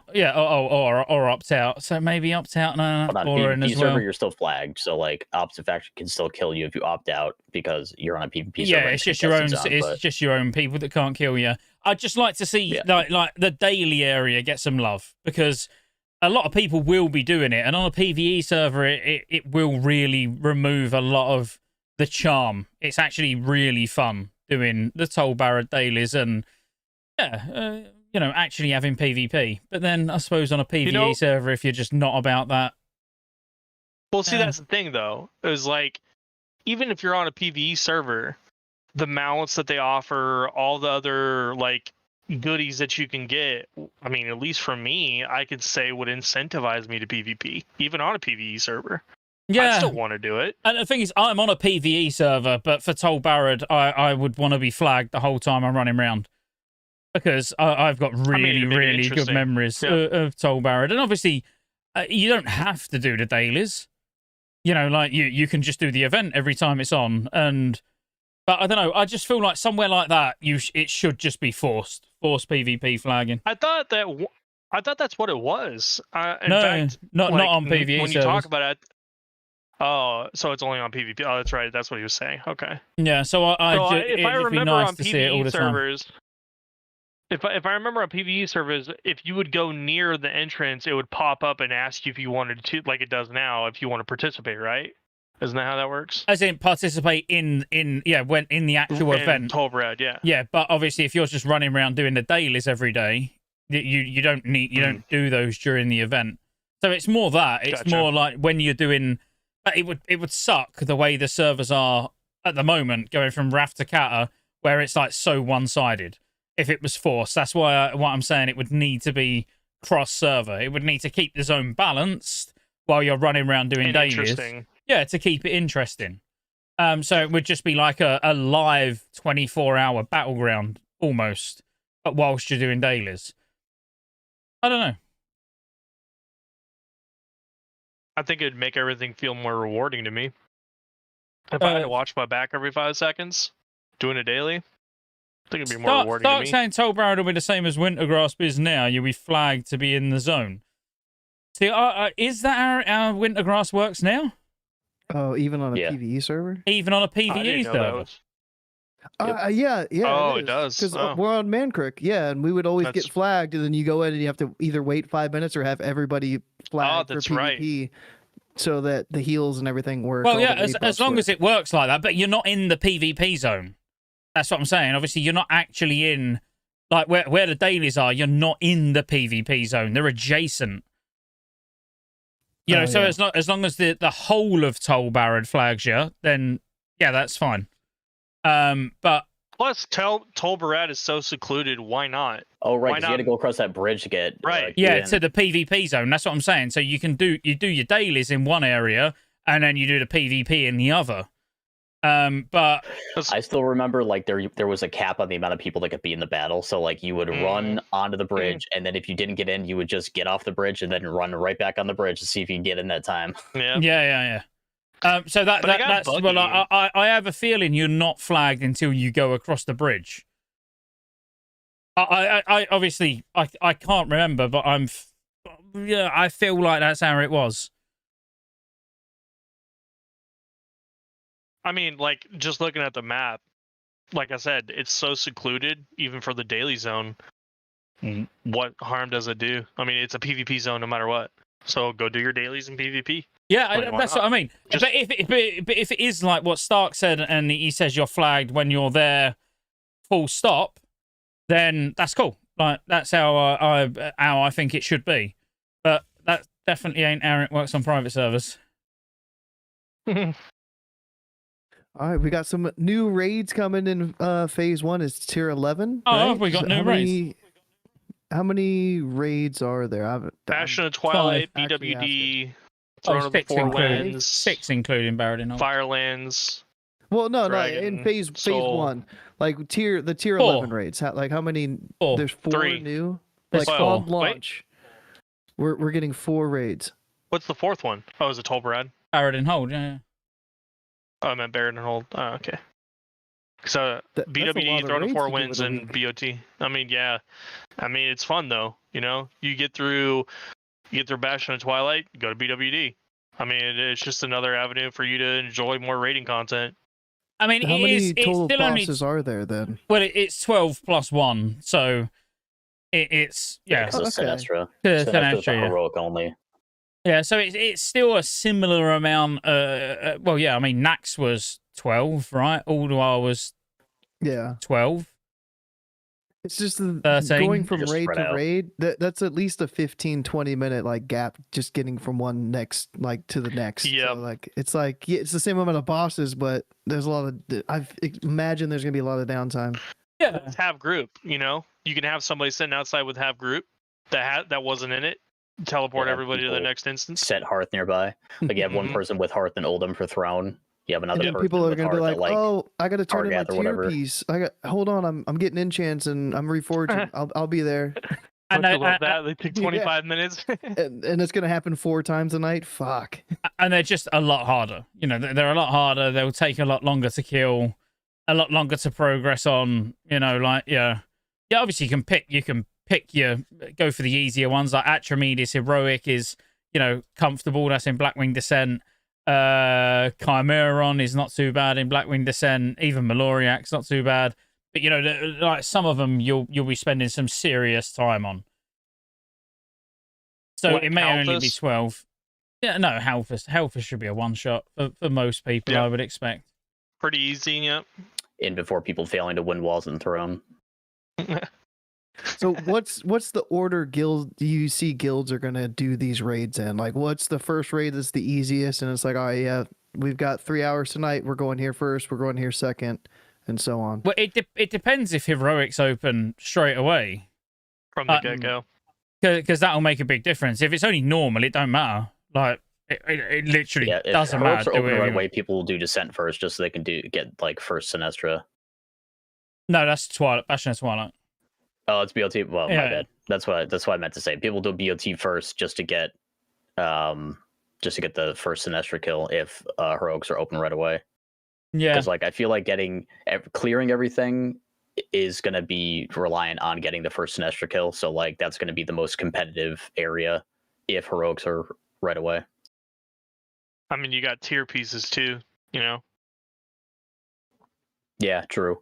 So it's like if heroics aren't available right away, then it won't really matter. People will go in there with their sets. People do splits week 1 if it's all normals, just so they can get everybody with their full tier sets, or if people even care enough about 4-piece, because not every 4-piece is going to be this. I would imagine, like, I imagine there's probably at least a couple classes that wouldn't run 4-piece for like a week 1 Sinestro push, or a week 2 Sinestro push, that is. But if I remember, Shaman 4-piece is trash in tier 11, if I remember correctly. A lot of tier 11's really shit, to be fair.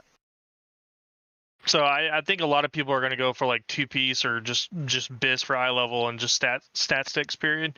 It's going to be trinkets that make the difference. Like, people doing splits will probably be doing it mostly for trinkets rather than for tier pieces. But either way, like, if heroics aren't in week 1, people will do that. They'll do splits week 1, or just run short manned, you know, whatever. Run a couple of raid groups short manned instead of doing splits, because getting 2 characters at 85 in week 1, I'm sure people will be able to do it so they can do splits. I would imagine people will probably just do short man. They'll like 7-man it or some shit, or like 20-man, whatever. A lot of people don't realize that they split where you could get your tokens from. So you can only get, I think it's like 2 or 3. I think it's like head, hands, and legs from BWD, and the other you have to get from BOT. There's at least one from Throne as well.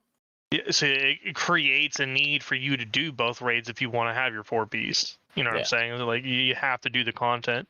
But if you was like a, you know, you're not, you know, you've got no aspirations, or you don't think you're going to get Sinestro first. If you was, and heroic was open, I would go Halfus first. Like, so we'd go, like, whether we're 25 or 10, whatever, we'd go do Halfus heroic first, then we'd go BWD, and do. I mean, again, if we're not talking about clearing everything heroic week 1, I would do normal Omicron, normal Magmor, Atramedes, Chimera, Meloriac, and Nefarian heroic. Because Nefarian heroic actually ain't. You'd think it's going to be really hard, but if you can do the normal mechanics, you can do the heroic mechanics. Whereas Magmor and Omicron, even though they're the first 2 bosses, they're harder than the other 4, like, no doubt. Yeah, they chunk tanks for sure. Yeah, and then I would go back to. Then I'd probably go and do Throne of the 4 Winds heroic, at least Conclave, and leave Alakir up. And then I would go back to Bastion of Twilight. I mean, Cho'Gall heroic's not hard. Again, it's the last boss minus Sinestro. But both for Rallian and Valiona and Ascendant Council are both a bit of a bitch. Now, if we're talking in just like pre-raid BIS.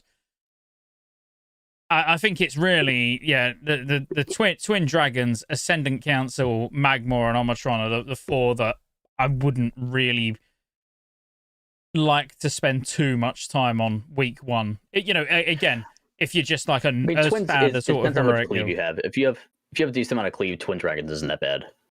Why cleave? You need people who can go inside and know what they're doing to take down the. Which wait, I'm got my fights mixed up then. The one where because I played a rogue back then, and I just remember. So you'd have been going in and staying in as long as possible.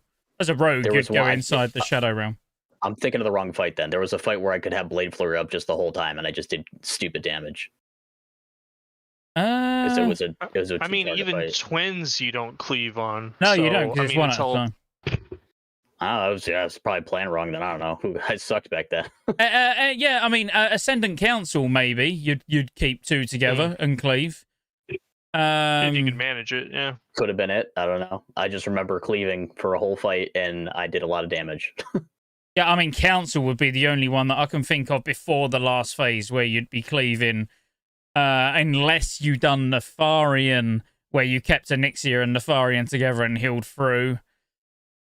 I could have sworn it was a fight in Bastion of Twilight. Well, I mean, you'd do disgusting amounts of cleave on the first boss on Halfus. Maybe that was it. I don't fucking know. Disgusting amounts of cleave. Because you've got, like, 30 mobs all stacked up on top of each other. And it does, obviously, once all the little whelps die, then you're left with, like, 2 to 3 dragons at most. Yeah, I guess my memory of the raids is not as good as I thought it was. Getting the fights mixed up. So we have raids, you know, talk about new raids, but, you know, you also have preparations for those raids. Professions, new professions, what the new professions do. You have archaeology, which a lot of people are going to use archaeology to, get their pre-bis Zinrock as melee. Yo, your mic sounds really bad. Yeah, you're not supposed to move us along. I had something else to say before I carried us over to the next topic. So it's Shadow. What are you doing? For your job, go. Holy shit. Yeah, Jesus Christ. I like where you're going with that. The only last thing about raids I was going to bring up was, how do we think it's going to get launched? Because we've had some delays from launch to when the raids opened. I think back in the day, it was like normal was opened on launch. You could level up to 85 and do the normal mode. And then it was like a week after and heroic opened up. Is that how that worked? You can correct me if I'm wrong there, but should there be a week where nothing's open raid wise? We kind of like Wrath was for Nax, and we get to do our pre-bis, we get to level up our professions, get our crafted gear, or should it be open right away? And I know Scotty hates this, but there's a race to world first for you're literally saying what I want. Why would you say I hate that? You do want that? I thought you didn't like that. No. So in Wrath I wouldn't have liked it because Nax is so face roll. There's no heroic mode. Nax should have just been open. As soon as you've got 10 people that can get to level 80 or 25 that can get to 80, you should have been able to go in Nax. This is a different beast.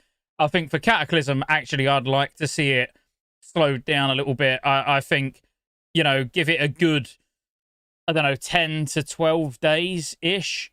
So it normally launches on a Thursday. So, not the Tuesday after that, because that's not quite a week, obviously. The Tuesday after that, the raid's open on it's normal. Like a week and a bit, basically. Yeah, a week and a bit, and the raids are open on normal. Now you can go and clear normal. Following reset, heroic.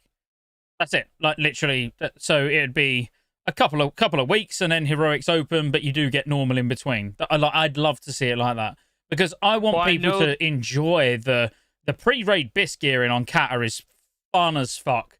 It is fun. Even though it's painful, going and doing archaeology if you're use two-handed or a staff, getting your reputations done, getting Ferrazane rep done, farming the shit out of heroics, getting all your justice point gear.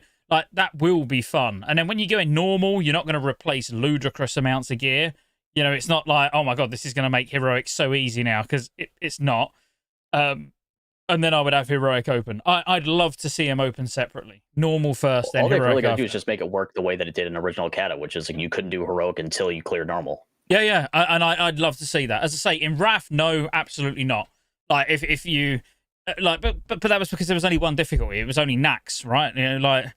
You didn't need to take too long about it, but this I would love to see. And I'd love to see what all the top guilds with thousands of people do, where they are doing splits with 2 or 3 mains in each group and getting all of those fucking stacked in normal ready for heroic the next week.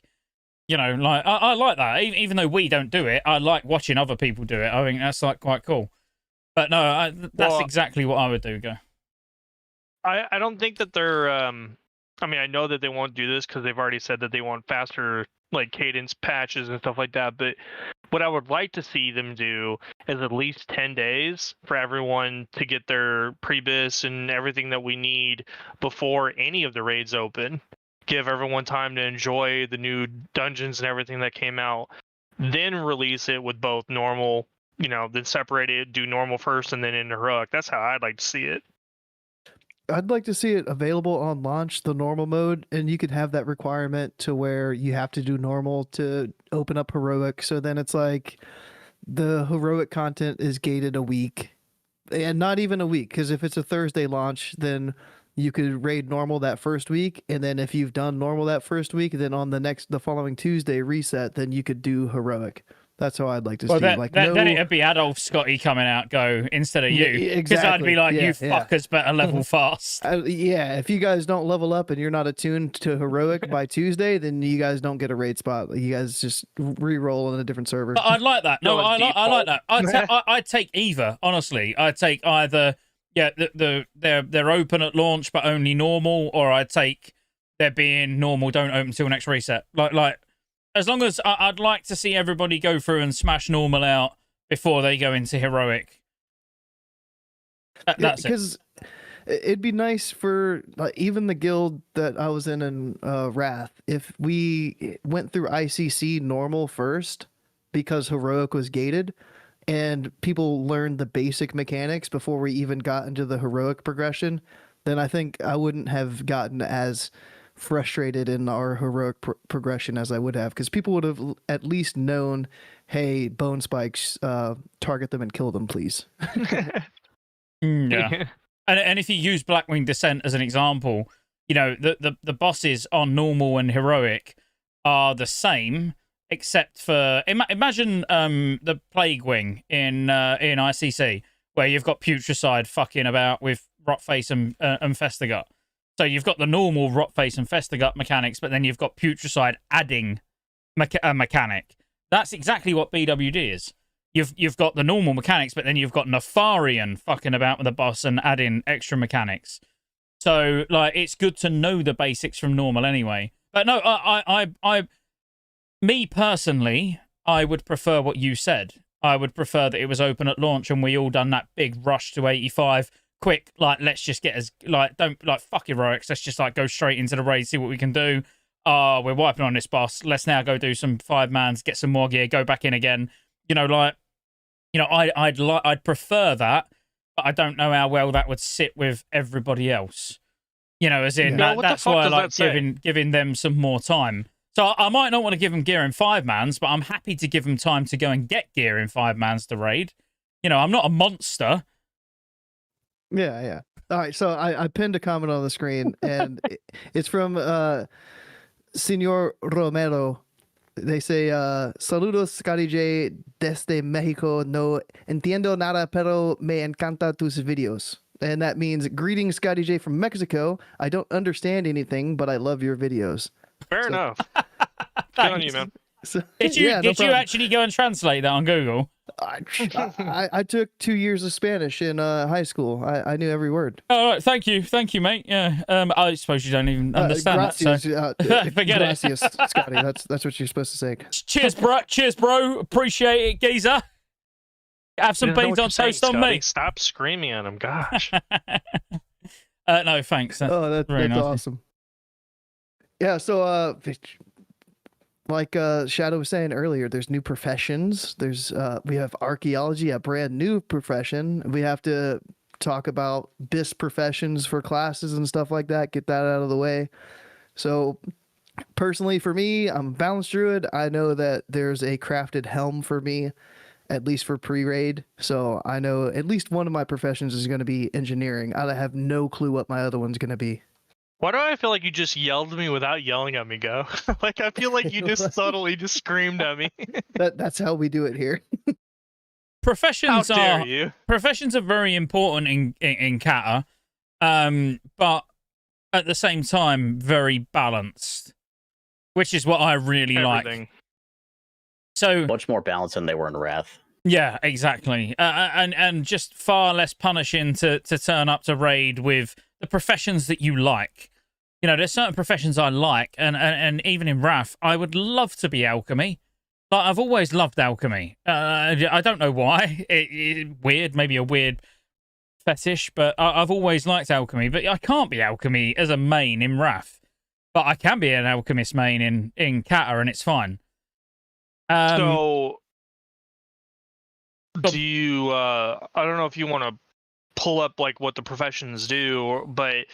You know, for engineering, you get Looterang. You know, herbalism, you get Lifeblood, which Lifeblood was in Cata or in Wrath. Did you just compare? Did you just compare a DPS ability to the ability to be able to loot mobs at range? Yes. So if you go herbalism, you get a haste bonus and you heal yourself. If you go engineering, but then you can loot mobs at range. I mean, that was not really the best comparison. Listen. I don't want to walk to pick up my stuff. Therefore, it's BIS. But could you not have mentioned maybe the gloving shot? Like, what is this Looterang? No, we can't move on from that. Like, what the fuck is that? I can show him on screen. I must be able to make Looterang. Yeah, I can. Yeah, look. It's ranged looting, essentially. An item that lets you loot from range. And you have to Retrieves the click loot from a nearby individually for corpse. each one. Oh, it's still not AoE, but you can. Nah, it's singular. It's for when you're fighting a mob on a hill and it starts to run away and then dies partially on the hill and you can't loot it normally. You don't want to get it, yeah. But Lifeblood, 480 haste. You got Leatherworking, which has some of the best in like stat sticks that you can get from Leatherworking. 130 agil, 130 intellect. I don't know like if they're gonna have the 192. You said that they added it in MOP. I actually didn't know that they added it in MOP, the 192 strength or stamina for.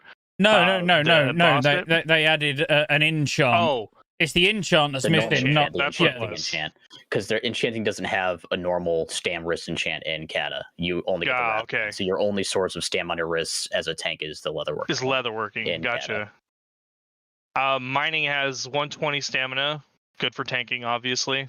I mean, I can't really see it being useful for anything other than tanking, but you've PvP? got a PvP, yeah. You got skinning, Master of Anatomy, 80 crit, so good for rogues. Good for druids too. I mean, I don't know what's biz for Feral, to be honest, because I don't play Feral. And Which is it leatherworking? Oh, okay. Yeah. Is that for the agility, straight agility? It's for the straight agility and the fact that like most ferals will be doing at least some tanking, most likely. So being able to have access to the stam one as well. Off tank, that's right. Because then you just shift out and do DPS and cat form whenever it's not needed. Okay. Like I gotcha. especially for 10-man, like the most common tank comp that you'll see in a 10-man is Blood DK Feral. I mean, you've got sockets for blacksmithing, strength, agility, intellect, or 60 stam, and then you have alchemy, which alchemy I would argue is maybe not the most important, but it's very important for money making early on. I would say that transmutes are a really good moneymaker. I would say a lot of people are probably going to have some form of alchemist ready for whenever Cata does release. I can't see it not coming out. Transmute alts. Yeah. But I mean, each one of these is like Scotty said, they're very balanced. You can't go wrong with the choices you decide unless you're a priest and you decide to go, I don't know, stamina or something. Who knows? I mean, you can, I guess. I mean, but... They essentially all give the same amount of stat, and it's all main stat now. Whereas in Wrath, it was like you would get spell power or attack power to ring, or like the inscription shoulder enchant would give extra attack power over the normal rep one that you would get. Like stuff like that. It was either attack power or spell power or stam. Those were like the three that you would get. And that was why jewel crafting was so good in Wrath, is because you got to choose what your stat bonus was with jewel crafting, because you got to pick which extra gems you got to use. But in Cata, everything switches to main stat. And every profession gives the same amount of main stat, except jewel crafting still does give like a teeny amount more because of just the way that, having to split it into 3 works out, but it's like a teensy bit more from jewel crafting, but it's the same for everyone else. The only difference really is engineering is the only real outlier, because you got on-use stuff that you can do. So it backfires more, right? I forgot what it was. I forgot. Scott was talking about it earlier in his stream. He said that it backfires more or something. Yeah, does that backfire more in Cata? All of the belt tinkers do. Literally, I just used a belt tinker like while streaming. And it backfired first time. But they don't fail during raid, right? That's yes, always been they a thing. can. Like no, they can in raid now. Yeah. Oh. But that's why it doesn't. It doesn't. Wheels. But that's why it doesn't matter, because as certain classes, like as a rogue, you'll just cloaks it. As a DK, it's actually kind of good because you can AMS it and get runic power. But because it don't fire you up in the air anymore.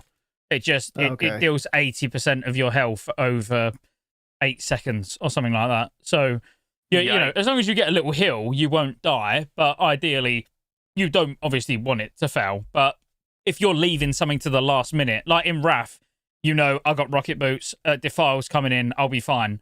You wouldn't be able to do that in Cata, because there is a chance that it won't work. Not only will you fuck the raid over, you're probably going to die as well. But if you're min-maxing professions, obviously that was a great rundown, Shadow, as in what they do. But going into Cata with inscription, The same way, you know, for a tank, Darkman level decks. working's best. No, shoulder enchant. So if you're like truly looking to min-max, obviously going in with inscription is going to give you a much, much higher gain over every other profession until you're exalted with Therazane, and then it'll even out. So like going in with exalted with inscription, and then once you're exalted with going in max inscription, when you're exalted with Therazane, you drop it and then change that profession to, let's say, alchemy, or you change it to enchanting, or whatever you decide to. Yeah, if you're really trying to get every last bit of stats out, but again, that would depend. Like if the raids launched how Go said, and they was open from the start, I would go in with inscription. If they don't, I wouldn't, because I know if it's a week before they open, I'll be exalted with Therazane by the time they open, so it wouldn't matter. You know, so there's like, depending on how hard you want to go, and I appreciate not everyone would want to put that effort in to change their professions 2 or 3 times before the raids even launch or whatever, but you know, I would, because I've already been preparing for it.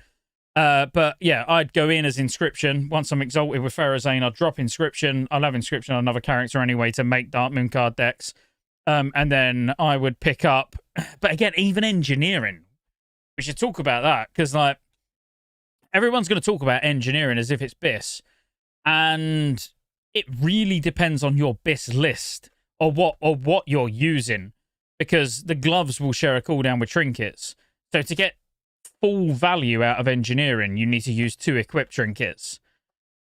So if one of your trinkets is a used trinket, you're now sharing a cooldown between your gloves and one of your trinkets, which actually then reduces the value of engineering, where you'd be better with tailoring. So tailoring is going to proc, one of your trinkets is going to proc, and you're going to use your other trinket, so you've got all 3 up at the same time.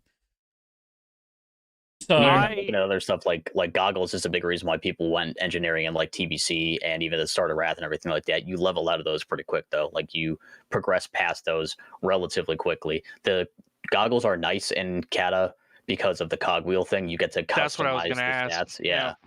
Like you can customize the stats on your goggles, but once you start getting raid gear, it's like essentially the goggles are not going to be BIS for the phase for, I don't think, anybody. I might be wrong in that. There might be like at least 1 or 2 specs that want to keep using goggles, but for the most part, once you start getting raid gear, the goggles end up not being as good, but they're decent for starter. Well, once heroic, if you need your 4 set and part of your 4 set is the head, they'll go quickly. Otherwise you'd replace it with heroic. But it's great going in with, let's say, engineering alchemy, because you're going to get engineering goggles, you're going to get alchemy trinket. Like me as a mage. So let's say me as a mage, I'm going to go in as engineering alchemy. I'm going to get the engineering head. I'm going to get the alchemy trinket. I'm going to get the Dark Moon card trinket. I'm going to get the archaeology ring and the archaeology staff. That's 5 359 items from professions. Yeah, that's without actually that's so much grinding too. That's fine. I'm a loser. But then that's not on top of the fact. Then obviously I'll have a tailor ult that I'll be able to make the legs on, get the belt. Like you can almost like, and that's without exalted reputations from doing heroics. Like if you do your professions right, you can get a serious head start on your gear before you get into a raid. Can you tell me about the Therazane rep really quick? Like, how do you get that? Is that from questing and whatever that zone is? In Deep Home. Deep Home? Deep Home? Dailies in Deep Home. It's basically like Sons of Hodir. Yeah. Where Stone Core is too. You have to go to Deep Home in order to go to Stone Core. Yeah. But I mean, I wasn't a huge fan of Deep Home. I just thought it was very static and gray, which it is. The whole zone's pretty much one color except for the crystals you see around. But I think, along the lines of the goggles, what item level are the goggles when you make 359? They are 359? Yeah. All crafted epics are 359. Okay. So it's not something you would level with then. It's something you would make whenever you're, at level 85 ready to equip them. Yeah. Yeah, I mean, they may have a level 82 requirement. They But have a 85 requirement. From oh, what they I are see. actually 85. A Okay. 525 Really? require Hmm. and an 85 require. Okay. So yeah, I mean, don't get me wrong. I've never made them before 85, but I'd also never made the level 70 goggles before I was level 70, the 80 before I was 80. But you could actually make those at 62 and 72, couldn't you? Yeah. Yeah, I mean, so in terms of like, and it's something that because I'm not very familiar with engineering. I never did engineering. I never went engineering. I was always either alchemist, blacksmith, leatherworking, tailor, something like that. The cogwheels, for those of us that don't know anything about the cogwheels for the engineering profession, can you explain a little bit more about that? Yeah, I see for the leather one, it has 2 cogwheel sockets. They look yellow, but I have no idea what the fuck those are. You want me to explain? Yeah. So there's a vendor, a cogwheel vendor. So you can put in, I believe it's 321 off the top of my head. That might be wrong. You might want to check that, but I think it's 321 each cogwheel. And the vendor takes, like, you might need to make fishing tackle boxes, or I don't know, fucking ether essences, like electrified ether. Sorry, like it will take certain engineering mats and a certain amount. I know the lure boxes are definitely some of them, and then you trade those in for a cogwheel, and you can get like 321 dodge, haste, crit, mastery, whatever. Oh, so secondary stats. They're Secondary not primary stats. then. No. Secondary. So when you make the goggles, they'll have, like, as a druid, it will be agility, stamina, a meta socket, and two cogwheels. And then your engineer crafting sort of stuff that you can make, you can trade in to a vendor for cogwheels. And depending on what cogwheel you want, depends on what you're going to have to obviously trade into the vendor. Fair enough. Yeah, that's it. Anything else with professions anybody wanted to talk about before we move on? No, we're good. I think Table mentioned the stamina level working bracer, didn't you? It's really overpowered. So it'll be like every tank will want to be a leather worker. 192 stamina. Yeah, it's the only Cata stamina enchant, and your threat is going to be directly linked to your health pool because of vengeance. So it's in your best interest to have as high a health pool as you possibly can, and not choosing leatherworking means you're going to have a lower health pool, which means you're going to do less threat because you'll have less attack power gained through vengeance. And the only thing I'll throw out, even though it's early days, and Sims may prove this wrong, you can clip this and you can come back and say, "See, you don't know what you're fucking talking about, you idiot." Please do this. I think tailoring will be BIS for every DPS in the game. Really? Every DPS, melee and ranged, and casters, even melee, Boomkin. ranged, even Boomkin. Yeah, I think tailoring will be BIS for everybody. Isn't there not still a healers, timer on not healers, just DPS. Isn't there still a 24-hour reset on Dreamcloth? No. tailors? You can make 5. You can technically make 6, but the 6th one's really expensive. But they got a 7-day cooldown. So you can make 6 every 7 days, but really you're only ever going to make 5 every 7 days because the 6th one requires 5 chaos orbs, which, I mean, you could do it definitely, but getting 5 chaos orbs a week, that's quite a lot, really. When you think about the amount of heroics you do. What makes you think that every DPS class is going to need it? I'm not What saying gives need you it. that impression? I think it will be BIS. I think it will sim BIS. Because when you think about how short fights will end up being, and the fact that the proc is so much more powerful the more things that you've got available, and it procs almost instantly on the pull, and you're using double proc trinkets, engineering gloves, and then your tailoring cloaks going off, the value that you're getting from the proc from your cape is more than what it says, because it's it's worth more the more that you've got going on, and you're comparing like 580 spell power versus 80 intellect. It's like It's huge. Trust me, I'll be NG tailoring on pretty much every DPS class, no doubt. And that's attack power too. So for those of you that don't know, it also has a attack power version of it as well, 800 attack power for those. So it's not just spell power. There's an attack power one as well that you can proc. And it will just line up with all your trinkets. It will line up with using your engineering gloves. I just don't see any static 80 primary stat coming even close to it. Again, especially once you start to get kill times down. That's going to make a big difference. All right. On to section 2 of 6.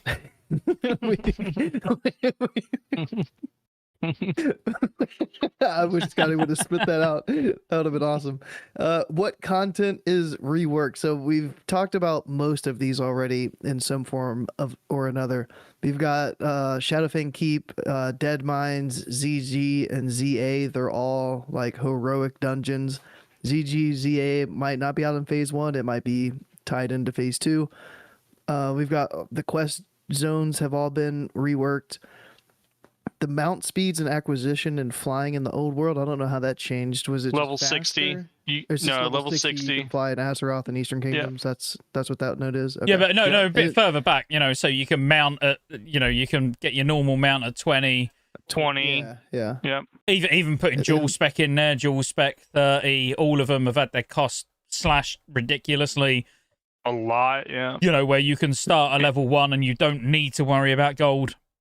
By the time you reach Outland, that's what I really like. By the time you reach Outland, like you at each level, at 20 you'll have enough gold to get your mount. At 30 you'll have enough gold to get dual spec. At 40 you'll have enough gold to get epic riding. At 60 you'll have enough gold to get flying. That's without using the auction house. That's without as long as you're vendoring some stuff and you're actually questing. It's all like really reasonably costed. Yeah, that was it. And was it Cata where base for fast flying was 310%, right? No, it was 280 and you paid extra for 310, right? Yeah, or if you obtain 310 and then it's free. Yeah. I could have sworn that in Cata you had to pay extra from the 280% to the 310% boost. If you haven't got it, it's 5k, yeah. Gotcha. Yeah, if you got a mount previously that was a 310 mount, like one of the arena mounts, or like any of the other various 310 mounts, like the meta mounts or anything like that, that were 310, then you would just know 310 when they added it. Otherwise, you'd have to pay 5k. Yeah, and they've kind of given that to us for free, inadvertently, haven't they? By adding account-wide mounts to expansions too early. Now we're gonna have 310 flying on. If you've got 310 flying on your main, you're gonna have it on every ult without ever spending so unless a gold. They decide to revert the grandfathered thing, then there goes one of the gold sinks for Cata. Yeah. So that's another, I would say, positive for fresh Cata realms.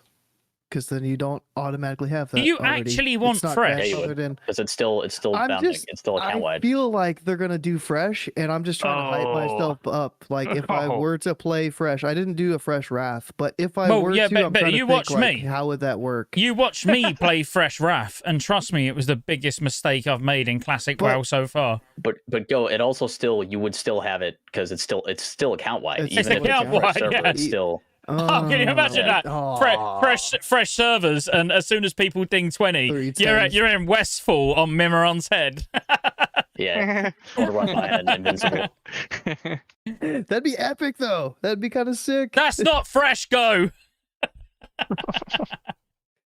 I mean, I think that they learned a lot from the Wrath Fresh realm. That I think a Cata Fresh realm would be better than it was in Wrath. I think what they learned is to not do freshes. That could have been what they learned. Yeah, we'll see. If there's no fresh Cata, then they were like, fresh doesn't work. Fresh Wrath was amazing. It was the first 4 months was the best time I've had in Classic. It was amazing. But then they started to allow transfers on, not off, just on, and then that ruined it. Like, completely. Because it was like, now you've got people running around with Scarab Lord and stuff. And it's like, Well, I mean, this is meant to be a fresh RAF server. We can't get any of that shit. So then people wanted to leave. So then they opened transfers off, and then the server died. You know, like if they'd have just left it as fresh, and I mean, they opened, but because there was queues, Theckle, where I played, was booming. Like it was the best server I've ever played on. Like it was so good. It was fairly balanced, Horde and Alliance. It was an amazing server. But then because there were some queues, they opened a second server. All the guild leaders are all getting together on Discord like, you move in? And I was like, I'm not fucking going anywhere. Like, well, we ain't moving. We're staying here. We'll go down with the ship. Like, we're not moving. So then they all moved to a different server. That server died, so they went to mega servers. Now that server's completely dead. Our server slowly started to die off because it lost a massive chunk of players to the new fresh server. It was just they didn't know how to manage it. And if you think I'm going to trust them doing that in Cata, call me negative, Nate, but fuck them. I'm just gonna bring up fresh Cata realms every chance I get. I also, this is someone who loves fresh. Like I love fresh servers. I love private servers. Like it's my favorite thing. And for anyone who's watched me on YouTube or Twitch or Kick or anywhere, you know my passion is going on a fresh server where no one's got fuck all and being level 1, getting to max level, getting professions done, getting all of that done. Do you know what I mean? Like I love that. But would You're trust? treating the beta like that, yeah. I'm treating the beta like it. I'm doing professions on multiple characters on the beta. I know. You know, it like somewhere where it doesn't matter. But I love it. I love it. But would I trust Blizzard again after they crushed my dreams in Wrath? No. Okay. So You've got me all emotional now. Go. I know. That's my whole goal this whole show is to just keep you like riled up the whole time. But we've got currencies from PvP and PvE. they're very simplified. So you've got for PvE, you've got justice points and valor points. And for PvP, you've got conquest and honor points. I mean, you've got no marks of Warsong Gulch marks or whatever those are. Those will be transitioned into honor points. Any other currency you have, especially in Wrath of the Lich King right now, which there's a current way that you can reach 4,000 justice points in Wrath to prepare for your character in Cata, and I think it's 380 badges, 310, something like that. But every single currency you have is going to be converted into some form of justice and valor points for PvE, and then obviously honor points and conquest, for just PvP in general. I think the difference mainly is in Wrath. Like the battleground marks are already gone. Like battleground marks are already just honor now. But other than that, like there's still wintergrass marks, so those will get converted. I think everything does. Yeah, that's everything else they get converted to 50. So I was actually looking. I'm going to get a beer. But I was looking at this earlier on stream. So if you think you're going to be clever and you're going to use your Stonekeeper shards to get Wintergrasp commendations to give 2k honor, in the pre-patch they'll give 50 honor. And each each Stonekeeper shard will give 1.6 honor. And it's 30 Wintergrasp, the shards. It basically works out as 50. Like no matter what you do, whether you let the 30 shards convert over, it's going to be about 50, or whether you buy the commendations, it's still going to work out to 50. So if you're thinking like I'm going to be clever and stack up on loads of those and get on, that's what I was going to do. It doesn't work. So there you go. I'm sad. That just ruined my day because I've been farming that shit. But wait, we can still get honor capped in the pre-patch though, right? It's only 4k. It's literally 4k honor. Yeah, I think. So in Cataclysm, I know that they limited. I'm trying to remember which patch, but I think they limited the amount of valor points you could get to 1250, wasn't it? Or was that Conquest? I think it was Conquest. In the pre-patch, you can't get any. Oh, really? Oh, okay. I did not even know that. You shouldn't be able to get any valor or conquest in the pre-patch. You shouldn't be able to, because that's current. That's current tier. So what is the cap then? Like, was there a cap on valor? I thought it was 1250. 4K. Or wait, was Conquest? 4K 4K Justice, 4K Honor, 4K for everything. It's 4K for everything. Let me check Valor, but I'm pretty sure Valor's 4K as well. It should just be 4K across the board. What I'm talking about is like they had like a weekly cap that you could weekly get, but I'm pretty sure that was Conquest. Weekly. Yeah, weekly Valor is 1250. Yeah. 1250. Yeah, that's what I thought it was. Yeah, so I thought you meant even Zach actual knows cap. that. Yeah, but weekly cap. Yeah. Because it takes 2 weeks to get gloves. Like gloves are 1650. Or you could get head 2,200. But yeah, there's a weekly cap. But obviously, you won't be able to get any in the pre-patch. So does that mean the conversion's not going to happen in pre-patch then? It's just going to be full release when the conversion happens? No, the It's conversion will gotta happen, but convert. it'll be Justice. Yeah, there's no Valor. Valor is current tier. Oh, I got it mixed up. Yeah, you're right. Yeah, Because Valor's for the 359 shit, right? yeah, Valor's And Valor's Justice is current. for the normal. Yeah, if you always just remember Justice is old, Valor's new. You know, like, obviously when we get to the pre-patch, everything's old. So you'll get Justice points, you'll get Honor points, both with a 4K cap. But yeah, you won't be able to get Conquest, which is new PvP, or Valor, which is new PvE. But I agree with Zach, they shouldn't cap it as well, actually. And that is actually a point that I want to add at the end if we ever get there. I don't know. I'm trying to move us along here. We've got the next topic: how PvE content changes in terms of difficulty and progression. I have heard. I don't know if this is in reference to just the raid content. I know it's probably the dungeons too, like heroic dungeons. But as far as the raids go, I've heard 10 man is harder than 25. In some fights. Certain some bosses. fights Depends it's on what harder fight. one or the other. Because like some fights have like very specific checks and like amounts, like tank bustery type of stuff, where like on 10 man you might want to 3 heal it, where normally you would only 2 heal it, and some fights you could probably even 1 heal on 10 man. And then in 25 man it's like much the same, where like the way that things are divvied up, like the specific mechanic, how it gets handled, will be easier or harder with more or fewer people depending on the fight. Yeah, and you're limited to combat reses.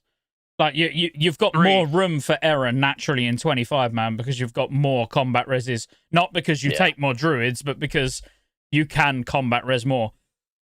In 10 man, you've just got less room for error. So, but it's always a difficult one, because if you've got 10 fucking godlike players, you would think 10 man would be easier. But actually, if you put those 10 godlike players into an average 25 man, I think the 25 man would be smoother. Like, in most circumstances, I feel like 25 man's easier. I think 10 man, especially in rage fights table, that's where I would say, in fights where it's got a tight enraged time, a 10 man is a nightmare. Right. Yeah, and also like the other, like, I guess kind of smaller detail is that like in a 25, naturally with a larger raid size, there is a little bit of room to like carry some people that are maybe not as skilled. It's a lot harder to do that in 10 man. And 10 man, or have a person dead. Yeah, like in 10 man, like each individual person matters a lot more, because it's such a limited amount of spots. Whereas in 25 man, like you have a lot more room for error when it comes to people dying, or just people not being good or not understanding the fight, doing a mechanic wrong. Like the margin for error is a lot slimmer in 10 man. Well, I would say arguably in 10 man, if you're progressing in a heroic, 1 death means wipe. If you're progressing, you can't keep progressing without that 10th person. Every person is responsible for their own damage, own healing, own tanking. So it's very nuanced with how well you have to play your character. But in 25, you have backups. So I definitely agree with what you're saying. Yeah, and it comes down to, like, if there's a fight where it's a particularly hard-hitting tank fight, for example, which, there's many of those. When your tank is at high risk of dying, if it dies on 10 man, you can get him up once. If he dies on 25 man, you can get him up 3 times.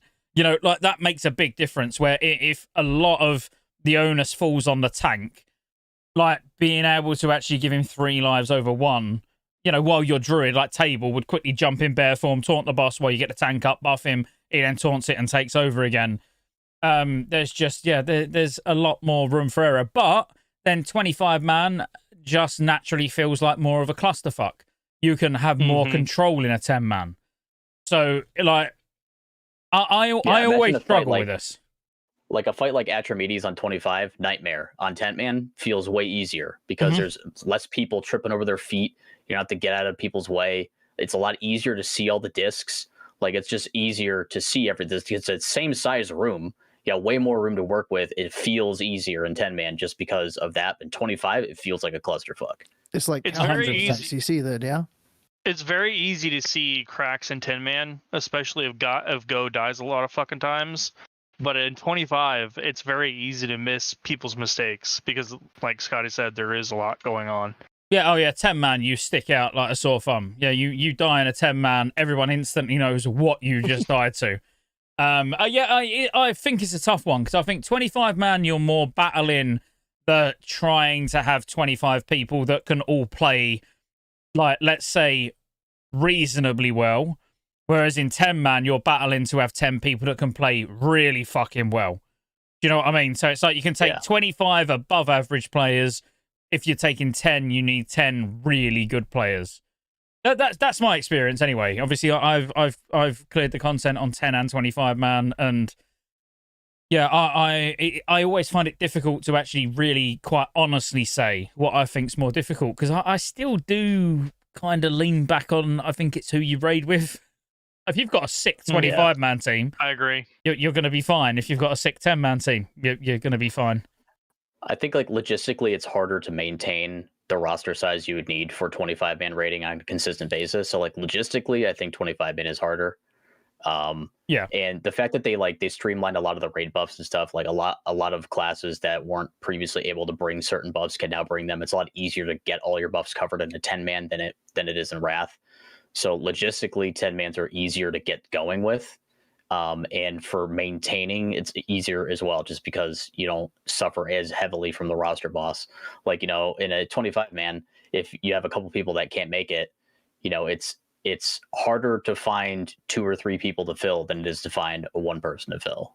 But that's really nice, isn't it, now? The fact that you can, like, if you've got a 25-man guild and you're on quite a tight roster, and let's say all of a sudden Go can't make it because he's busy masturbating or whatever. Like, I don't know. I don't know what he does. But I'd imagine it takes a while. I'd imagine that's mostly his life. Let's say he can't make it and Table can't make it. You're now down to 23. It's like, right, do we pug 2 people and go 25? Do we, like, I don't know, get a couple of socials in?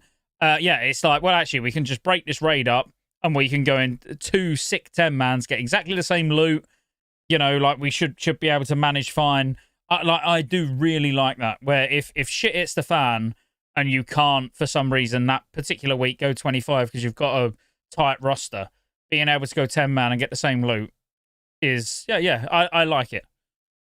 So I mean, along the lines of that too, like, if you have somebody being a problem and you're 25 that you don't have a replacement for, it's very easy to just say, okay, guys, until we can get next 2-3 people to replace such and such, or however you want to handle that situation, you can do 2 10-mans, sit this person, sit that person, and I mean, it's still same gear, same kind of thing you're going to encounter every time. But then you're locked. You can't do that. That's true. I forgot about the lock in Cata. So once you're locked to like, once you've killed one boss on 25 heroic, you're locked to it. You're doing 25 heroic. Normal, you can switch about. So for normal, is normal like pretty face roll compared to the heroic version? It's just like normal. You can turn your brain off, or is normal a bit of a challenge too? Normal is a challenge. I don't care what anyone says. I don't care how elite people think they are in chat. Like, honestly, I think normal in Cataclysm is a challenge. I think normal Magma's a bitch on normal. I'd say normal in Cataclysm is the, if we're talking, like, you know, pre-nerf, like actual normal bosses, I'd say it's like the equivalent of heroic, maybe hard mode Alduar. So maybe not quite as hard as, like, things like the Lich King, you know, on heroic. But, you know, it's a reasonable difficulty. We're talking first tier, opening tier, and I would say the normal bosses are equivalent to hard mode Alduar.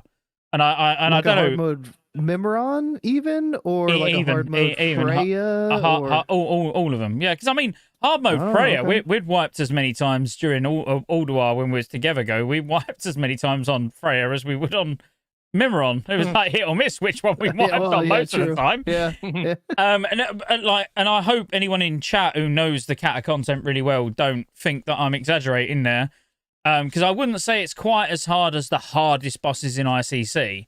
You know, like I wouldn't compare normal Blackwing Descent to, let's say, heroic Blood Council or heroic Lich King or Like even heroic Syndragosa. Putricide. Yeah, even Syndragosa. It's not quite as hard as those on normal, but it's still challenging. Where if you don't know the mechanics, you can foul and you'll wipe. It's as simple as that. You know, on normal you will wipe. That's a good example for Maloriak too. I'm sorry about that. Didn't mean to interrupt you. Oh, you're good. So thinking of Syndragosa though, like I hate having resistance gear. Are there any resistance like gear fights in like the first tier of Cata? Only for tanks. Okay. Really? There is? Which one? I mean, Nefarium. Using the Baradin Hold Trinket. I mean, that's really all you're going to use. But it's not full sets. Like you don't really need full sets. But no, even there's then, not. Like even if there was like a full set that you would wear, most of the resistance gear has just the resistance and stamina. So like the only thing you're really missing out on from tanking is like avoidance and like crit. But like you're gonna still have generally a similar amount of attack power through vengeance than you would in resist gear as you would in your regular gear. Yeah. So it's absolutely. not as like it doesn't feel as punishing to be wearing full resist gear in Cata as it does in Wrath. That's why I hate it, because it feels so fucking punishing as a caster. I'm like, dude, I can't stand it. Like BWL having fire resist for Firemaul and all that stuff. Yeah, it's not like that. It's not like that. Dreams. There's fights that can be made easier by your tank using certain pieces of resist gear. As I say, honestly, it all revolves around the Baradin Old Trinket. Like that's what you'll see tanks switch to. If that's the situation, if you feel like your tank really needs the resistance, have your tank go alchemy, and then you get the mixology bonus from having the resistance flask. You're all set. Yeah. Yep. Yeah, absolutely. All right. Moving on to how guilds change. There's lots of guild perks. There's guild reputation. I don't think the guild bank really changes that much, but there's cash flow. Well, you get mobile bank. Mobile guild bank. Okay. Yep, you have a mobile guild. You have cash flow, which, I mean, cash flow is controversial. It doesn't matter who you talk to. People are going to have different opinions on cash flow, but I believe they've already said that they're going to make it so that smaller guilds can still contribute and, get the same amount as bigger guilds were, but I don't know to what extent that's going to look like. No, that weren't to do with cash flow. That was to do with like just like a smaller guild would be able to level as fast as a bigger guild. They've not actually addressed cash flow, but I wonder if they will, because like cash flow was the start of the cesspool guilds, where like you would have a GM who would just invite every single level 1 character that they could get their hands on, so that their entire leveling journey they were contributing part of their earnings towards the guild bank, and then the guild master would just keep all of that. Just take it. Yeah. So the thing really is, quick, Scotty, really quick. Cash flow is each time you loot money from an enemy, an extra 10% money is generated and deposited directly into your guild bank. I've got it on rank number screen. 2. I'm assuming rank 1. Okay, I'm assuming rank 1 is 5% gold. Yeah. But yeah, like that's what that is. So the point here is it doesn't take your gold. Like if I was questing, right, it's if I was gold. That's the problem. So if I was questing on my own, not in a guild, I will get the same amount of gold as if I was questing in a guild. But then I've got the bonus of being in a guild and getting fast track, so I get 10% more XP. The fact that I'm generating more gold that goes into the guild bank from cash flow doesn't make a fucking blind bit of difference to me, because I'm not going to get it anyway. Do you know what I mean? So what actually, if I was to like to see Blizzard do anything in terms of creating communities and making guilds better, is that cash flow is able to be turned on and off by the guild master, but it doesn't generate gold. It takes gold. So, like, when you're questing or you're grinding or whatever, you can set it to take 5% or 10%. Like, you can either choose rank 1 or 2, and it takes that of your gold and puts it in the guild bank.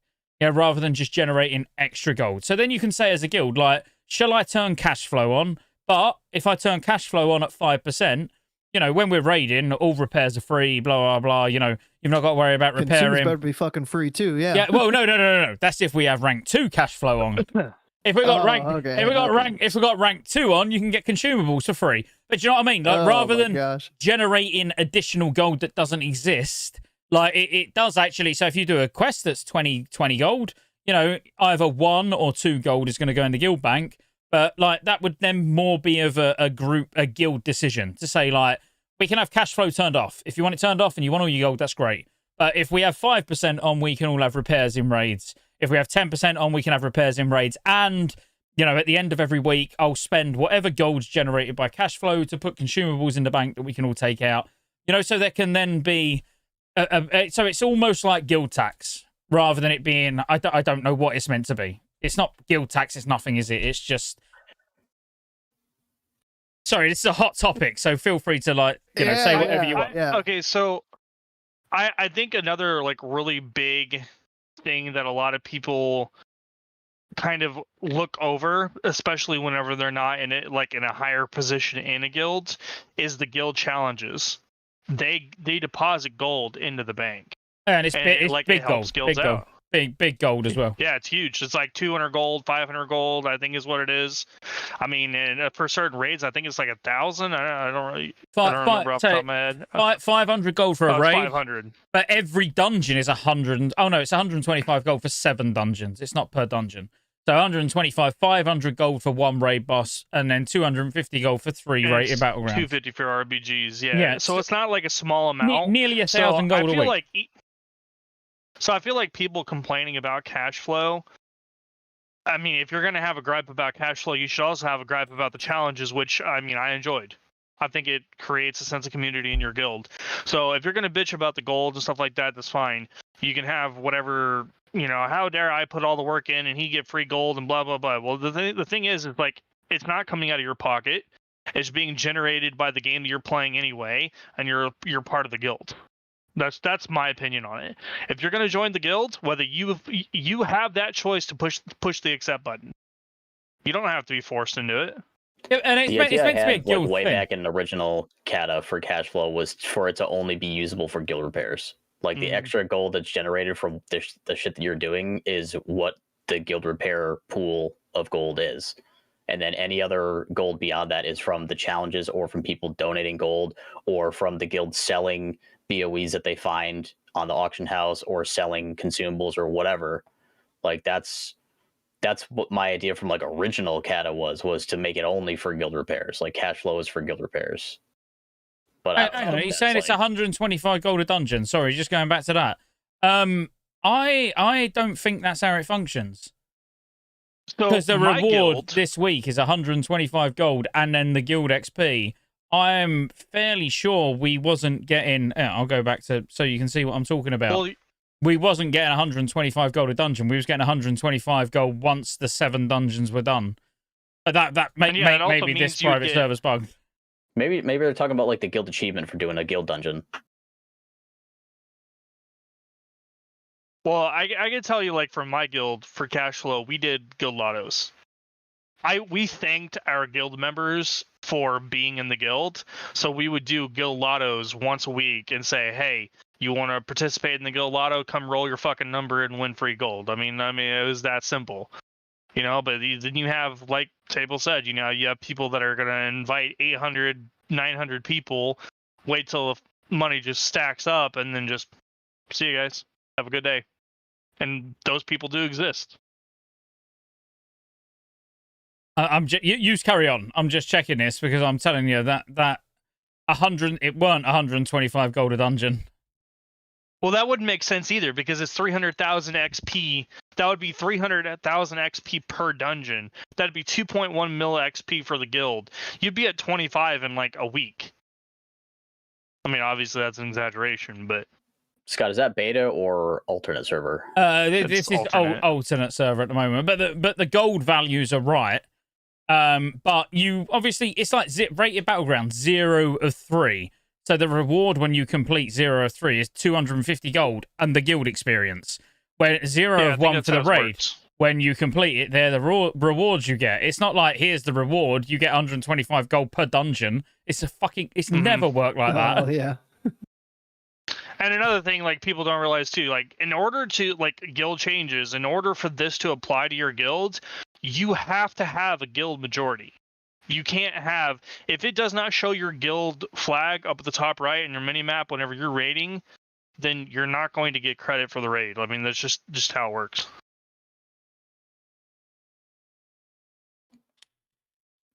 All right.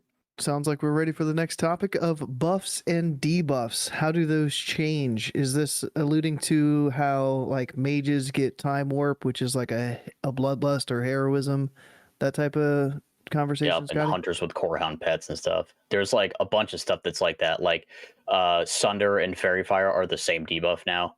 Like instead of a major armor and a minor armor debuff, it's just an like armor exposed debuff too, right? There's like 4 of them, yeah. Yep. So Sunder and Fairy Fire stack to 3 now instead of 5, and Fairy Fire never used to stack. So Fairy Fire stacks to 3. There's a talent in the Feral Tree that when you Fairy Fire one time, it just does 3 stacks. And so like all of the armor debuffs are just the same debuff now.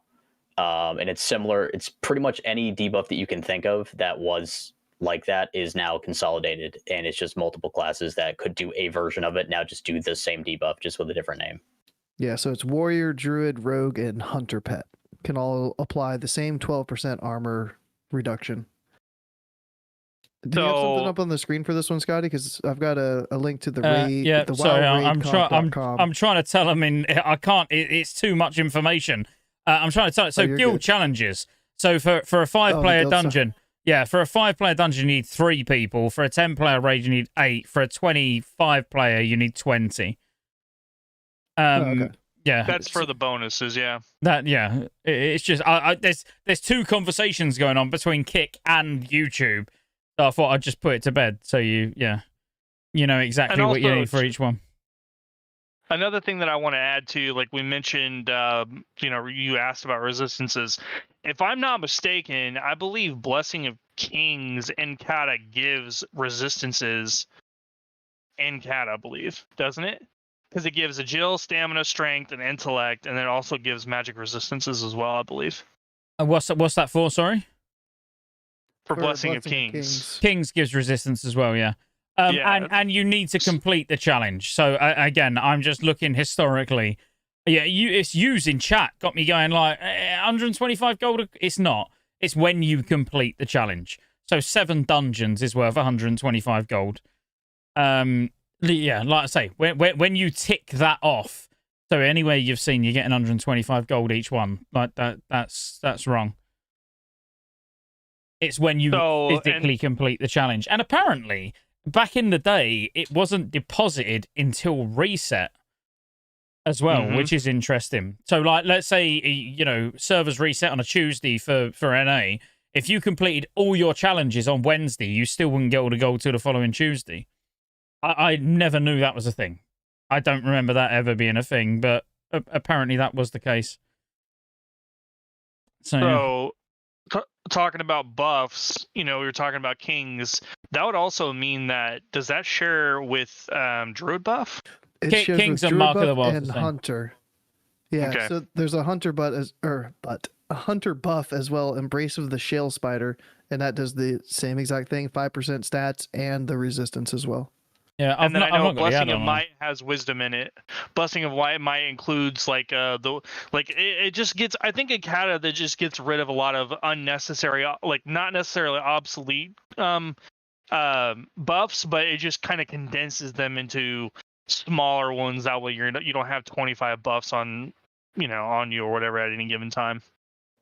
Yeah, and like Blessing of Might is 10% AP instead of a flat, static AP. So that means that it also shares with like A-Bomb's Might from the Blood DK and what's the other one? Shamanistic Rage. And Hunter True Shot or yeah, because it does both. So those are all the same buff now. So like you have more flexibility with where you're getting that 10% AP from. But then you have pretty much the case with all of these. You've also then got ways of getting almost like hybrid buffs. So like Warlock's Fell Intelligence is mana per 5, but also acts similar to Arcane Brilliance. So it's intellect. It's like intellect, spirit. Let me go on my warlock and tell you. It's a weird one. It's like an outlier. Let me go and come in the bump. Yeah.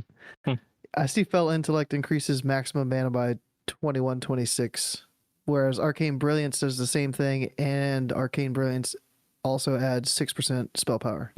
So Arcane Brilliance adds 6% spell power, whereas Fell Intelligence adds the MP5 that you would get from Blessing of Might.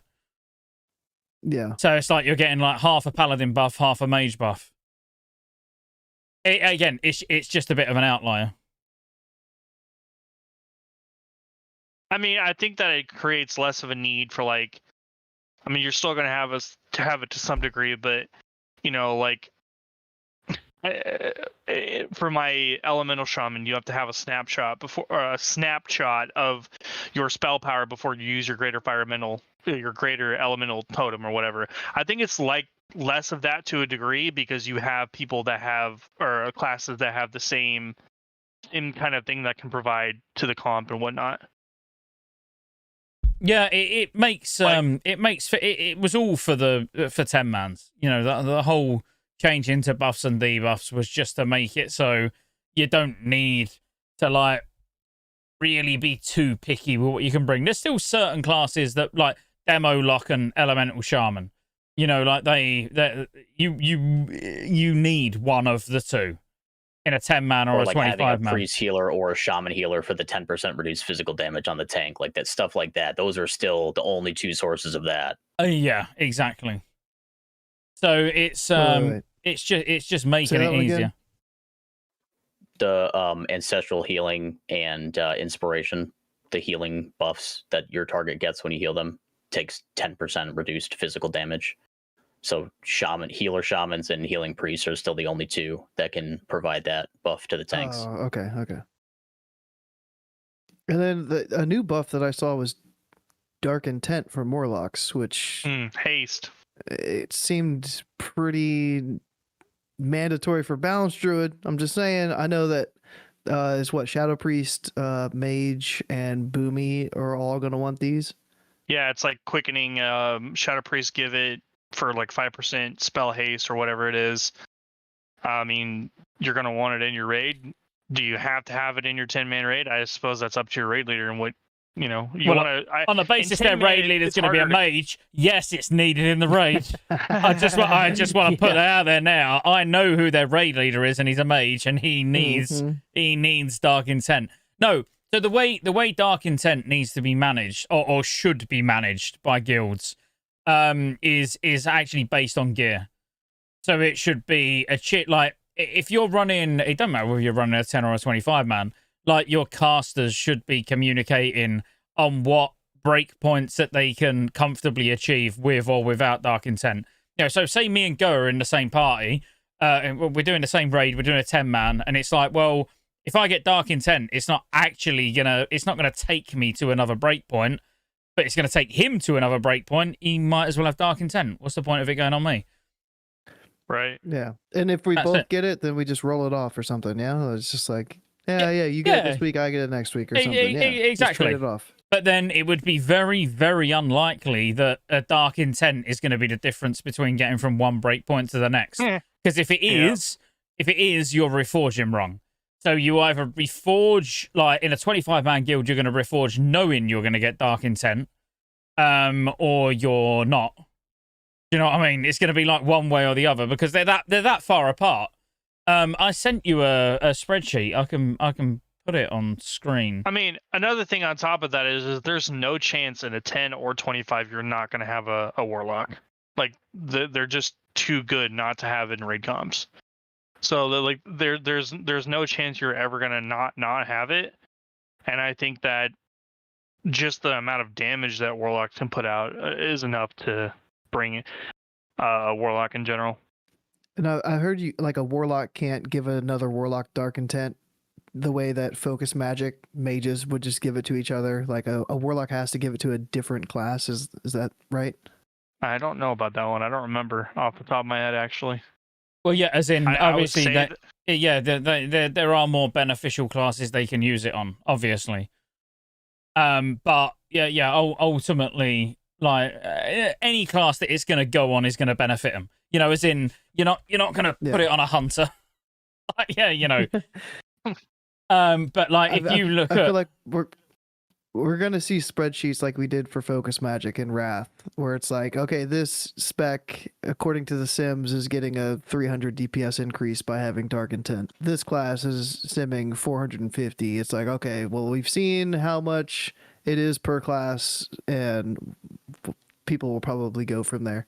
oh yeah, and it's going to come down to the player as well. I guess. You know, it's going to come down to what they do. But so like an example here would be, so with Dark Intent, without Dark Intent. So we're for you to, so how would it work? So let's say you was getting an 8th tick on Insect Swarm, Moonfire. It would be 2.4k haste without Dark Intent. So to get your 8th tick, you'd need 2.4k. To get it with Dark Intent, you'd need 1900. But to go from the 8th tick to the 9th tick with Dark Intent is nearly 4k.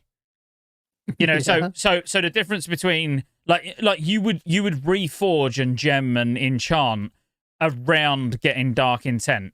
You wouldn't be like, oh, that would be nice to get this week, because odds are, even if you get it, you're not going to get an extra tick. Do you know what I mean? Like, the jump is so big that you wouldn't be able to functionally play without it to warrant getting it. Does that make sense? Yeah. So, I mean, yeah, Dark Intent, it's good, and we will have set people who are giving Dark Intent to who, but it will affect how you reforge.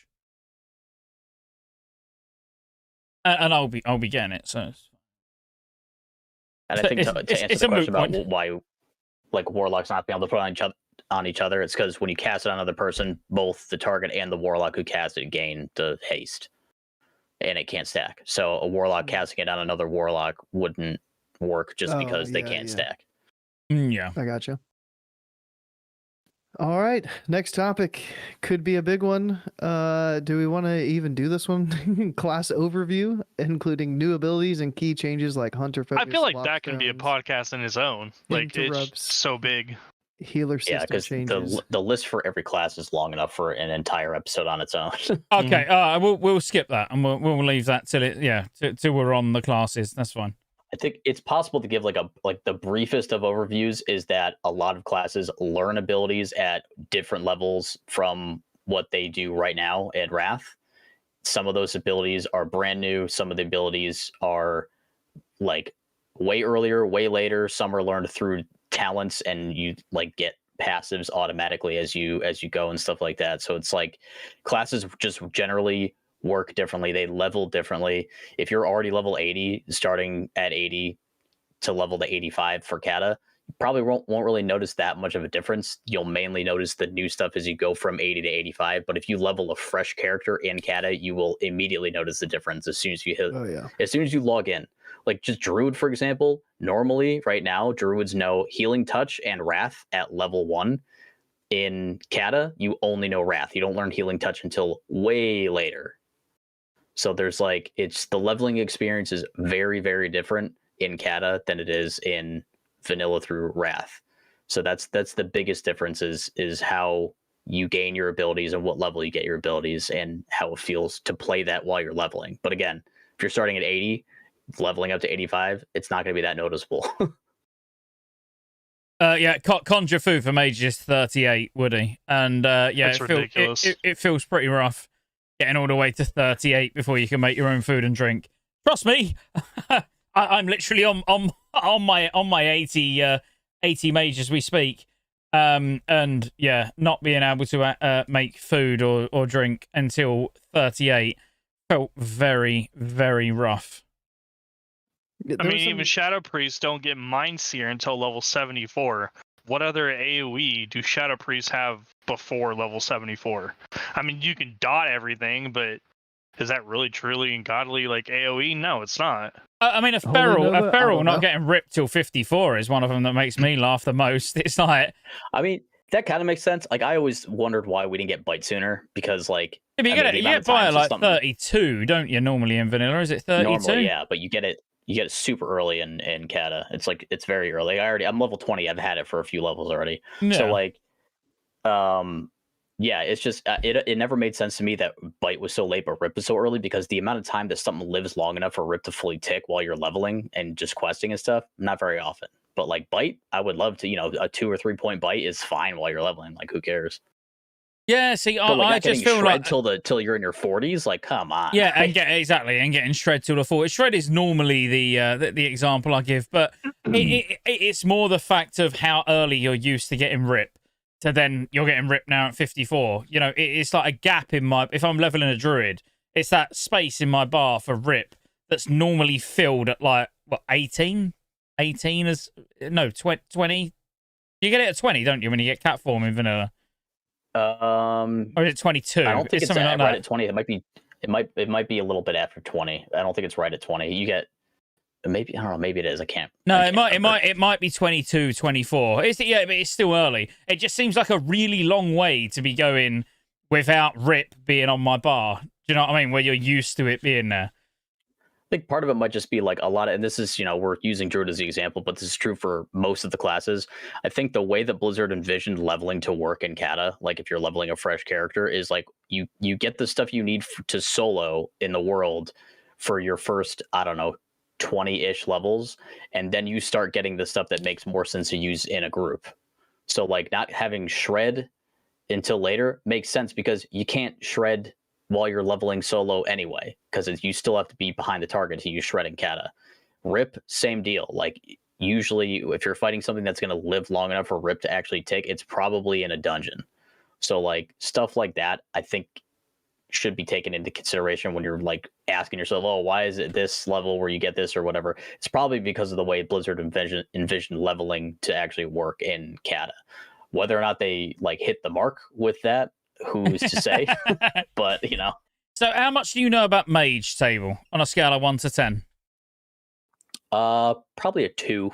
Okay, so what level would you say I got counter spell? Counter spell? Yeah, so my interrupt, yeah. I think it probably makes you probably want it early, but you probably don't get it early.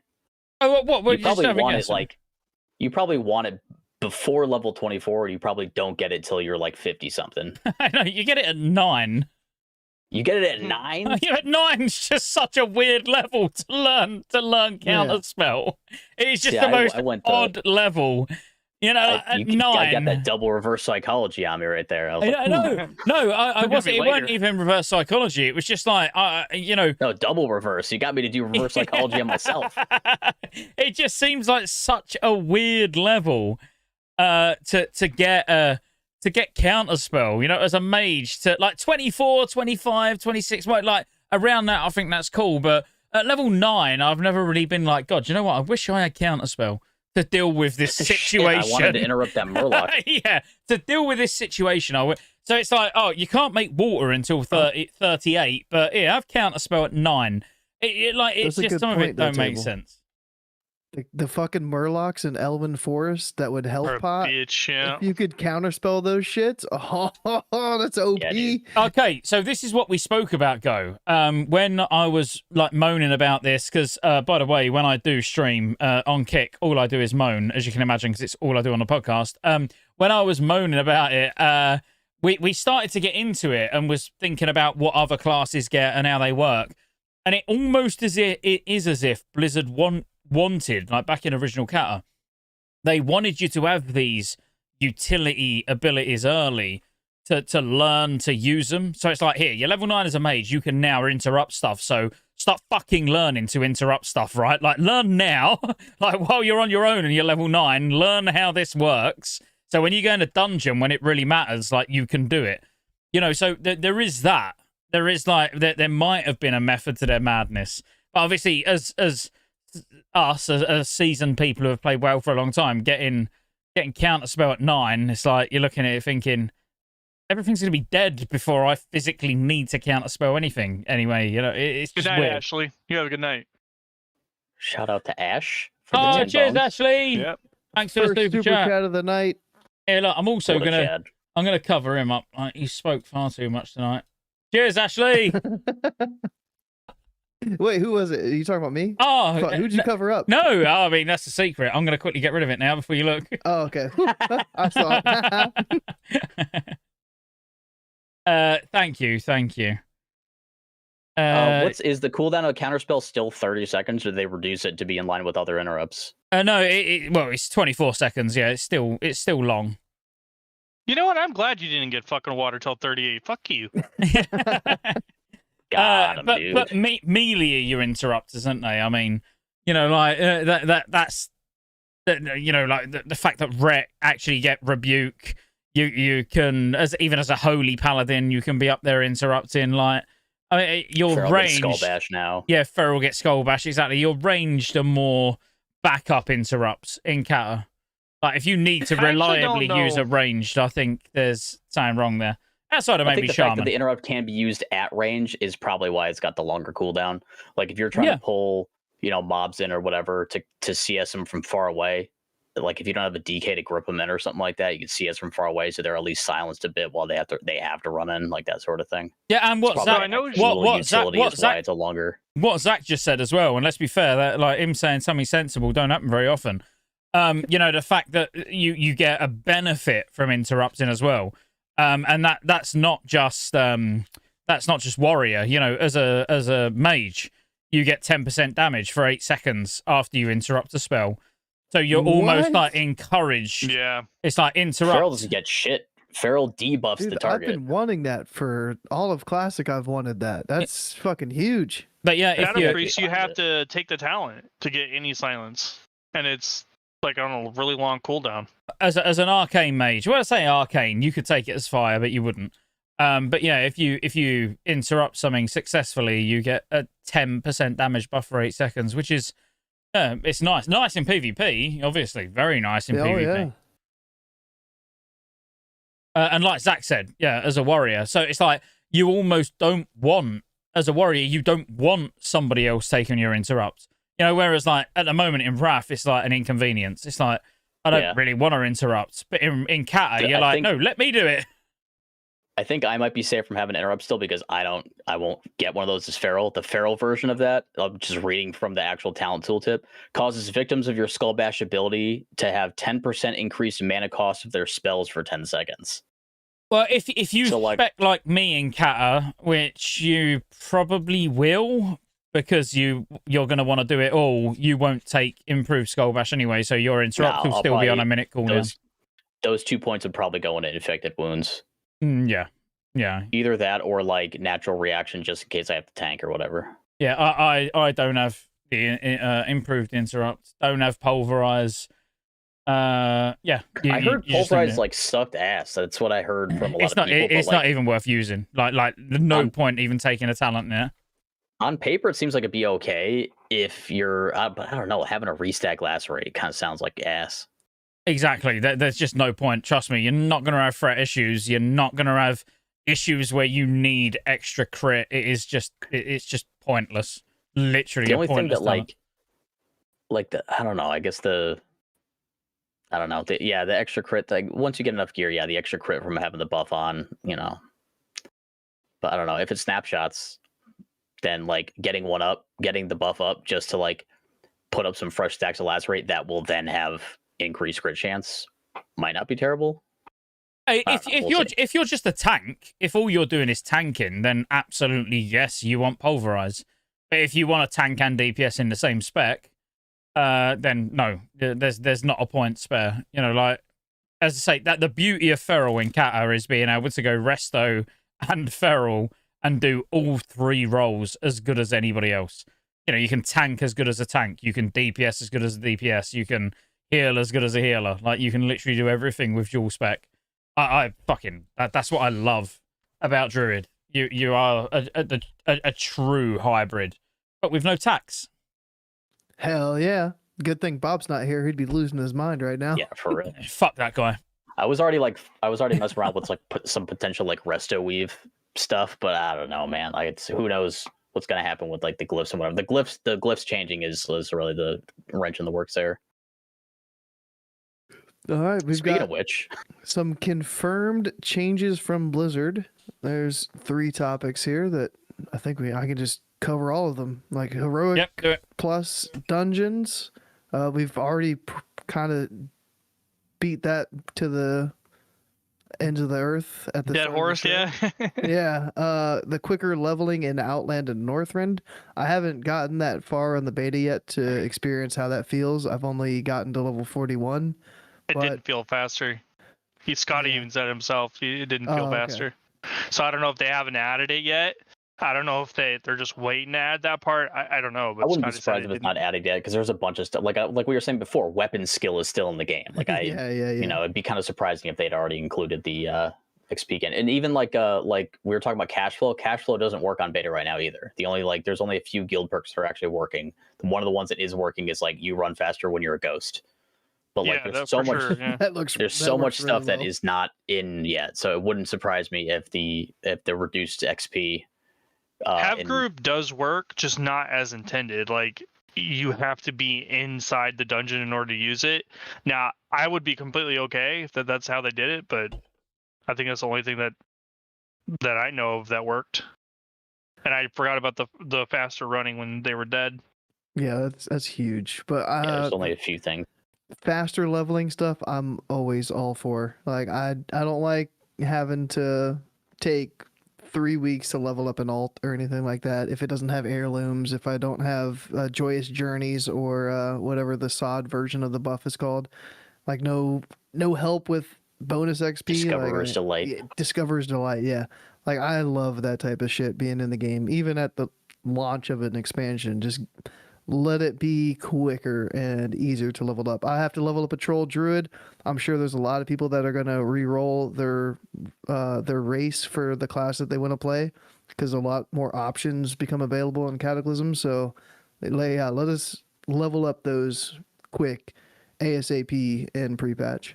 Well, I think absolutely being able to level through 60 to 80 a lot quicker is a no-brainer.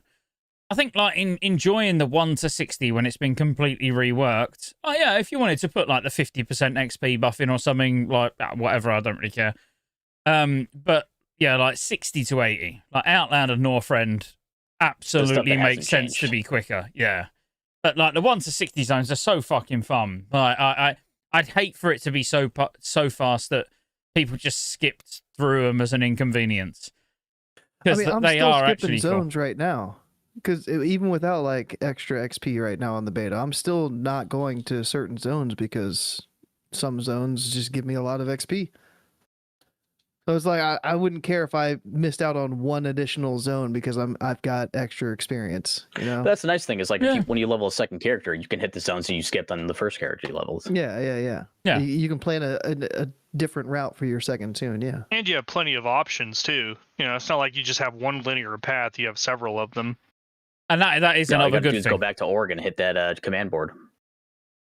Yeah, well, obviously, I'm on my second character now on the beta, and I've done, I don't know, one zone that's been the same. That's it. I've done Stone Talon Mountains on both of them.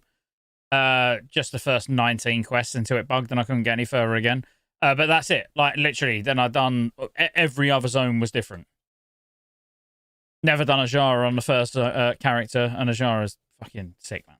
Like, what a turnaround, going from what it was to what it is now. The little Goblin Island is fucking hilarious. It's bonkers, man. So, I hated leveling in Desolus before Cata, and then Desolus to me and Cata. I mean, it's not my favorite zone, but it's still a really good zone to quest in. There's plenty of quests you can do, plenty of things to kill, plenty of things to focus on, and it's not so spaced out that you just don't have any quests in one hub to the other hub. But Desolus is beautiful. I feel like the Desolus experience was like vastly different for Alliance and Horde pre-Cata. Like Horde, it kind of makes sense to like you get your quest from Shadow Prey, Alliance you get your quest from Nigel's Point. And, you know, the Alliance side of the quest is about, like, people looking up, you know, getting stuff from, like, the Night Elf Ruins, and the Horde are about doing horde stuff. I don't know. Like Rexar's in the zone. What else you want from horde for that one? But like Shadowprey being right next to Maraudon was pretty cool, and as being an alliance player, having to fly in from Nigel's Point and run all the way to Maraudon kind of sucked. Yep. But the Cata version of Desolus is good for everybody. I just did Desolus in Season of Discovery, and I was like, this is too much running all around the whole fucking map. That's the thing, is like the vanilla zone design was like they wanted there to be some emptiness in the world, and Desolus is just one of the zones that they tapped for being one of the empty ones. And that made me not want to even try it in Cata. Like on the beta so far. I didn't great even go. in Cata. It's great in Cata. I've done it today. Yeah, I literally done it today. I didn't do it on the mage, but I done it today on the paladin, and yeah, it's good, man. Like the amount of grind. There's a lot of grinding quests, which is like that is what Desolus was about even originally. Like killing lots and lots and lots of the same thing. But no, Desolus in Cata is good, man. I've not really done a bad zone. I didn't really like Northern Barrens. But I've never really been a fan of Northern Barrens. That's probably just my bias towards it. I got to give my favorite zone so far has been Dustwallow Marsh. Oh, Dustwallow's great, man. Dustwallow's sick. Bro, it was sick. And then STV, I don't know if it's just because the map is completely fucking bugged right now or what it was, but I did Northern STV and I didn't care for it at all. I was like, it's not hitting. Felwood's pretty tight. They start the healing, like some of the druids start the healing process in Felwood, so Felwood's pretty cool. To be fair, Northern Stranglethorn was one of the biggest gripes for the new zones when Cata did come out. So I'm not surprised to hear you say that, because a lot of people didn't like it, especially when you were trying to make your way across to Southern Stranglethorn. That was annoying, but I get what you're saying. I think the most... Go on, Sable. Sorry, go ahead. No, go on, Sable. Oh. I was going to say I'll go. The most drastically altered zones probably are Stranglethorn, Barrens, and I would say probably Darkshore. Those would be the three, and I mean Thousand Needles, yeah, definitely Thousand Needles. Those are like the four that I would say are the most changed zones. Like Darkshore looks like a fucking bomb hit it. It's got a whirlpool in there and all that shit. Stranglethorn being split, Barrens being split, and Thousand Needles being flooded. Like, I mean, Westfall changes big time too. I mean, you've got a big fucking maelstrom tornado bullshit up in the sky. Yeah. I guess that would be the Alliance equivalent to, or no, Alliance gets two wacky zones. Two maelstroms. Yeah, I guess, yeah. So yeah, there's zones like that are like pretty heavily altered, and then there's stuff like I was talking about Felwood where like they start kind of the healing process. There's a new hub like kind of in the kind of central-ish part of the zone where there's like a new flight path and stuff like that, and it's like Alliance and Horde can both go there. Pretty interesting for that, but like the road is the same. Like the areas you can run through Felwood and you like all the stuff is still there. There's like a new quarry in a section of it too, but like the surrounding area is still the same. Like they didn't like fundamentally change the whole zone like how they did with Thousand Needles, like that sort of thing. So it's like some of the zones have gotten slight alterations that just make them a little different, but they're by and large pretty similar to how they were before. But then there's zones that are like totally different. I think my favorite zone so far would be Thousand Needles, 100%. I really enjoyed that. Tannerus is really good now. Sam. It is really good now. I think it's like 42, 40, right? 40 to 45. Okay, because I'm 41 right now. I love that zone. I'll probably go there. It's 40. It says 48 to 51, but it will be 45 to 50. 48. It'll be like 45 I got a little to 50. bit to go then. But I would say, I'd say Thousand Needles was awesome. Like I can't believe how much I enjoyed that place. Stone Talon, up until it's bugged, was amazing. Tannerus, 100%. I mean, it's all the classics. Like Ungoro was amazing as well. Yeah, I'm thinking about all the zones that I've done to completion. Got the achievement, done every quest. Like Ungoro was really good, and I'll be honest with you, Silithus was really good. I've always loved Really? Silithus, Wow, I didn't like Silithus. I loved classic Silithus. No, I didn't like classic Silithus, but I done Silithus on my mage and was like, actually, that was really fun. It was only like 19 quests. But it was like really cool. I mean, it only makes sense that they would do something special for Silithus because, like, Silithus was one of the few zones that actually had a Twilight's Hammer presence in vanilla, and Twilight's Hammer is like the big bad faction for Cata. Twilight Highlands, yeah. Yeah, so it totally makes sense that the zone that had Twilight's Hammer in it already is one of the zones that got a little bit of a special nod. But is that not the beauty of leveling in Cata? So, like, this might be, if any Season of Discovery fans are in, I apologise, or Vanilla fans, DBC, Ref fans, whatever. But is it not the beauty of Cata, when you really think about it, that, like, you can level 2 or 3 characters in completely different zones? Like, not even touch. Oh, yeah. Do you know what I mean? Not like you could level 3 characters to level 80, like not 85, because 85, of course, you're going to do the same zones.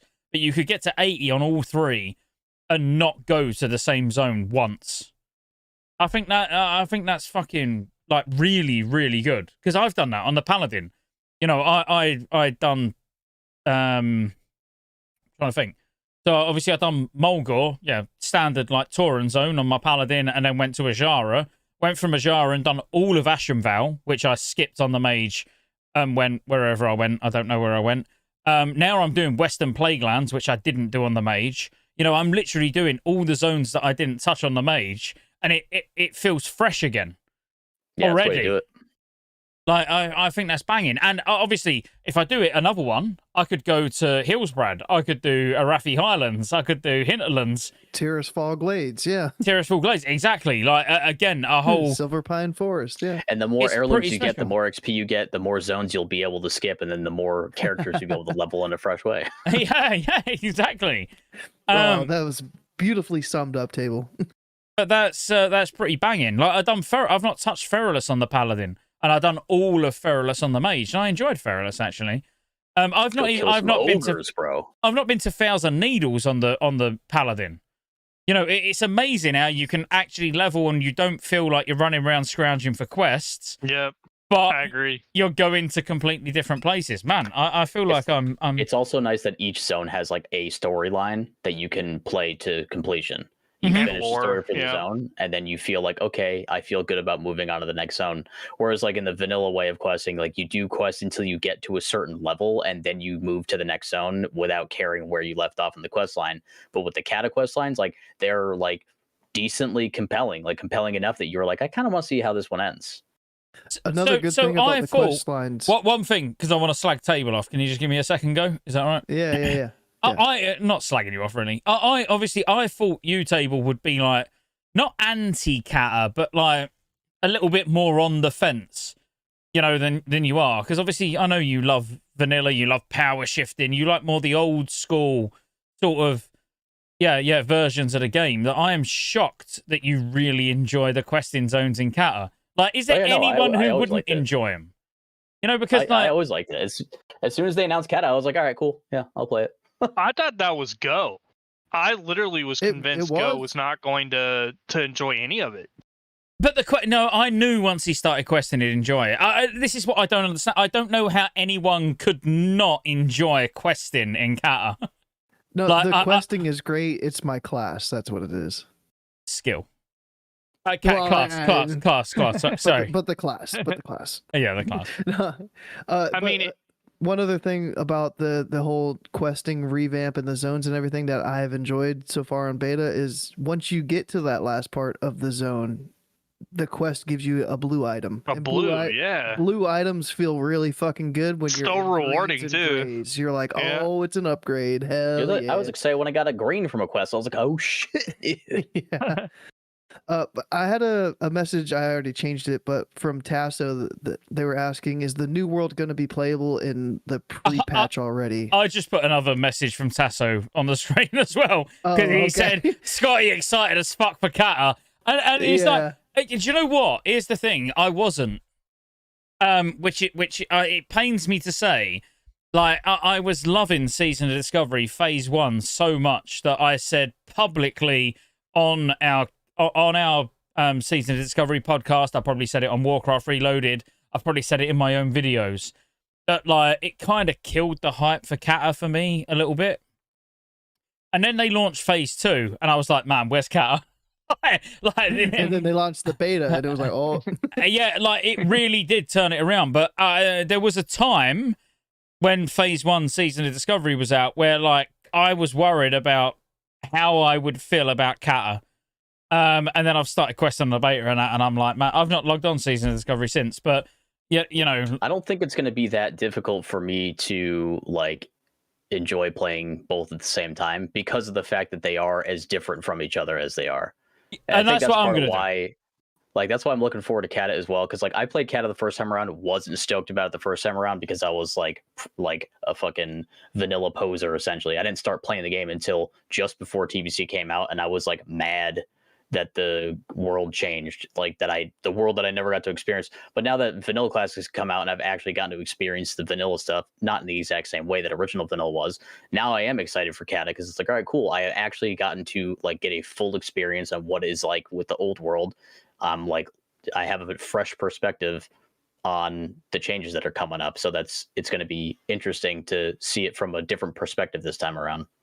I just think for me personally, question sorry. I read out 5 minutes ago before Scotty cut me off. Sorry, man. Is the new world gonna be playable in pre-patch already? The new world, everything should be live in the pre-patch. Yes, because you're getting the goblins, you're getting the worgans. How can you create those tunes without their zones being in the game? So they wouldn't implement just those new starting zones without having everything changed. Well, can I interrupt? Because yes. so the pre-patch, if it goes how it did before, it should actually be in 2 patches. So we should actually get the Shatter in, which initiates the event, and then we should get the systems. So it will be. They'll do that. It will be the world changes. There was a special quest at the Echo Isles that you could do during the Shattering that would give you a special achievement to like participate in the Darkspear Rebellion. Yes. So there's that. So if we get like the pre-patch in 2 stages, we'll get the Shattering patch where you can go to the Darkspear Rebellion stuff if you're Horde. I don't know if the Alliance gets a thing. Who knows? But then the actual Cataclysm happens. Yeah, I think that's how it will happen. Because I think it'll be really weird to not do it in that way. So yeah, you'll get the new zones and everything, but it'll be weird because like pre-patch will have to come in 2 stages because of the way that they did TBC pre-patch and Wrath pre-patch, where TBC pre-patch lets you make a Draenei and a Blood Elf during pre-patch. But the new zones had to have been available then, and then in Wrath pre-patch you could make a Death Knight. So like, the difference between the way that it was originally and the way it's going to be for this pre-patch, I would think that yes, like the actual Cataclysm will happen during pre-patch, but like we won't be able to go into like the new zones yet. It'll just be Goblin and Worgen, and then the world change. Right. And I think that like another thing is like Blizzard's already said that they want faster cadences with their patches.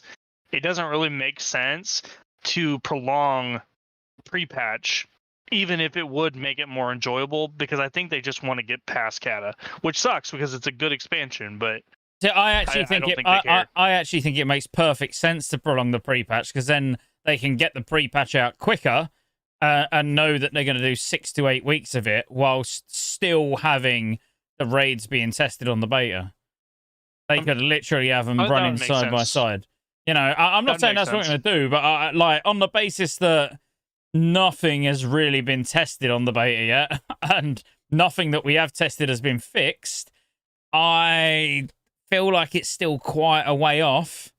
You know, It would make sense that they could buy some time by putting the pre-patch out. Because let's face it, if they put the pre-patch out and the raids were being tested, we'd be playing the pre-patch. Like, you know, because by then we'd already have 85s on the beta. Like our characters that we've copied over would be 85. Dungeon geared, everything. We'll be playing the pre-patch, and then when the raid resets, we'll go and test it again for them, and then we're back on the pre-patch. Yeah, it'd be more like of a side project for all of us that like playing the beta and doing the raids. But then they can get it all ready for actual launch. I think it makes sense. If I was them, I would drag the pre-patch out, and I hope they makes more do sense. because I'd love it, mate. The fun we're gonna have in the pre-patch, you cannot even comprehend.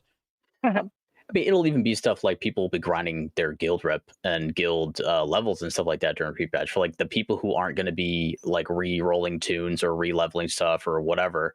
Like, I mean, any druid anywhere is probably going to re-roll troll, so like the druids won't be participating in leveling the guild stuff unless, you know, I mean, they will though, because you'll be leveling, getting that XP will be going towards guild XP from gaining levels and all that stuff.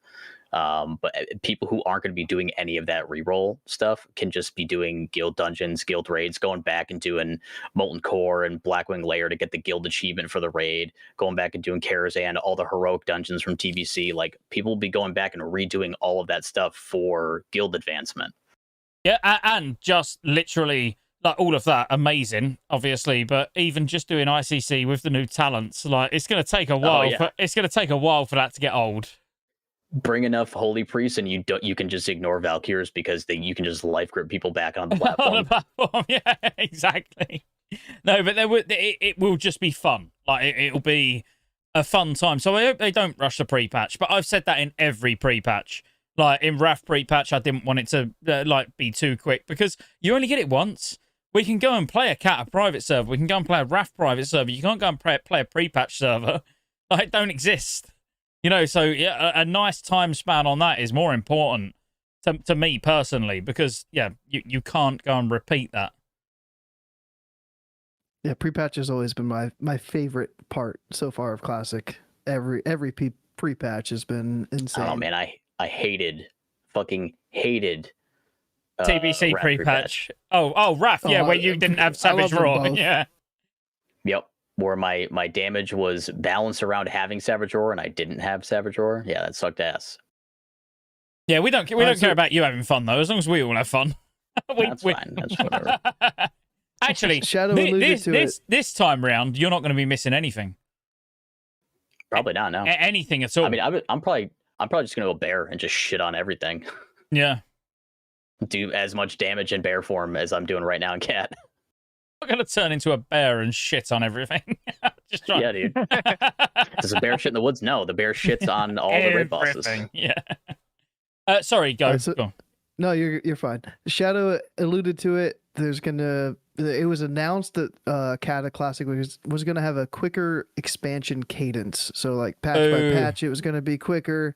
Maybe some patches from original Cata are gonna be combined into one phase, whereas it was two previously. They said I think for Wrath too, and ICC has been out for 23 yeah, you're right. You're right now. Yeah. So I tell you what, when I spoke to who's the geezer whose characters in Dragonblight, his characters in Dragonblight in when you're questing. The interview I done, I can't think of his name. I don't know. What, Tim? No. Was it Chris Zyhurt? That was his name, wasn't it? Something like that. He's in Dragonblight because every time I see him, even if I ain't got the quest, I'll make sure I kill him. He said, I'm joking. If you're watching, by the way, I love you really. But yeah, it weren't until I didn't know. Like I done the interview with him, and it weren't until I was questioning Dragonblight about 2 or 3 characters later, I was like, oh, that's him. So now I make sure I fucking... Hey, I found his boots in Karazhan. I'll make sure I murder that bastard. Yes, I hurt shreds, yeah. But he said Wrath of the Lich King, they was aiming for it to last less than a year and a half. He said like... Yeah, he was like 16 months-ish, yeah, less than a year and a half. That went well. So when they're saying like the increased cadence, like... The thing is, if they haven't learned by now, the thing, like, it's never been, and I don't care what anyone says in the comments to this video, or this podcast, whatever we're doing, I don't even know anymore. It's 5:45 in the morning. It's not the content that has killed the game or bled subscribers. It's content drought. Always has been, always will be. And, like, ICC is It kind of proved it back in the day. It's proven it again now. And if they do the same in Cata, where we're sat in Dragon Soul for like 7, 8, 9 months, whatever, Please or no. do it again.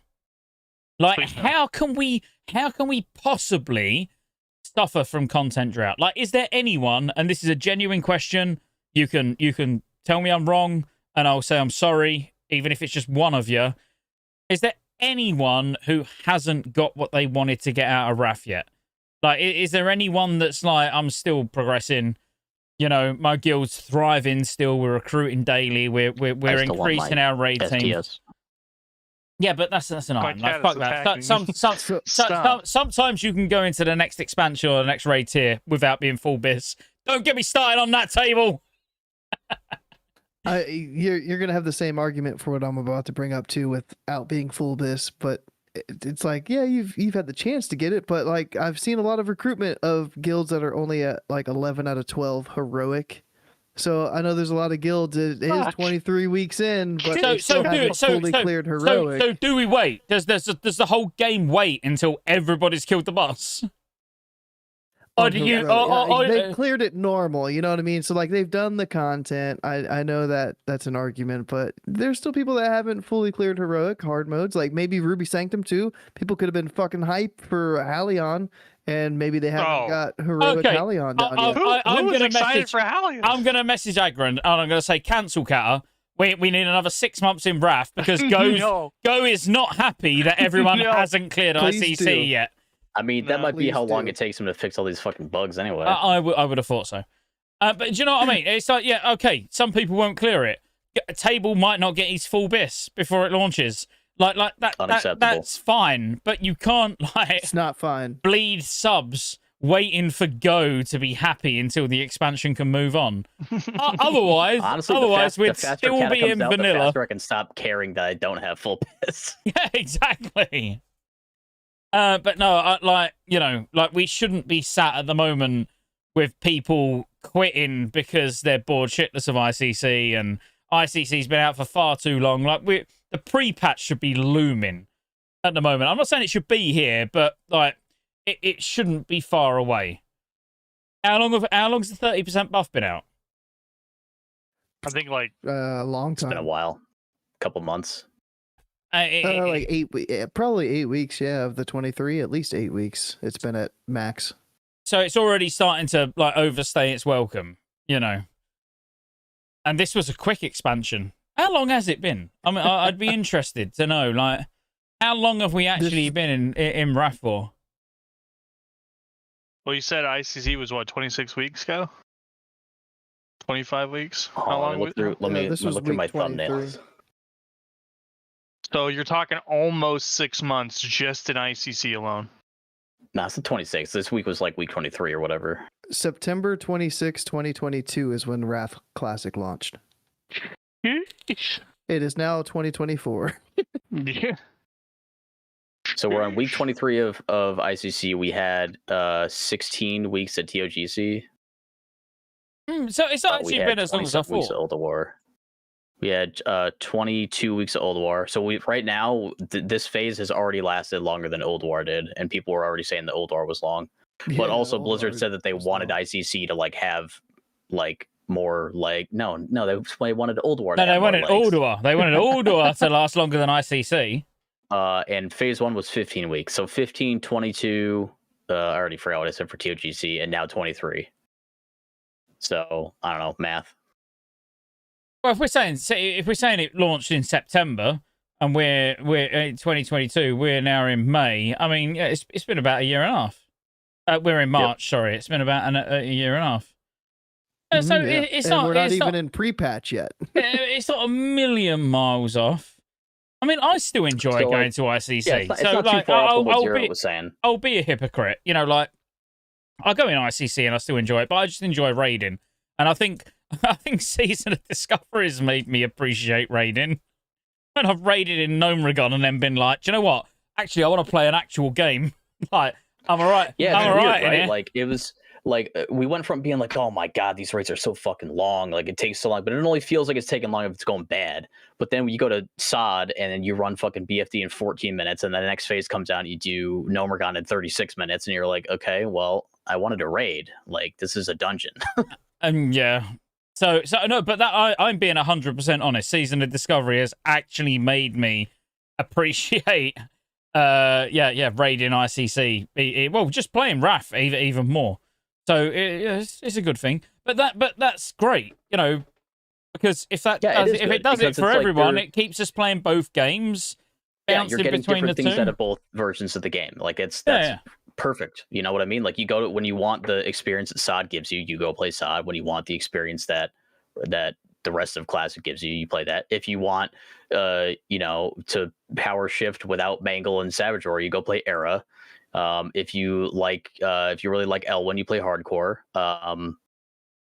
Like there's if you like all the modern stuff, then you go play retail. Like there's so many different ways to play WoW now that like it doesn't make sense to try and restrict yourself arbitrarily to just one of them. If you're looking for multiple different experiences, play the version of the game that gives you that experience. It's not hard.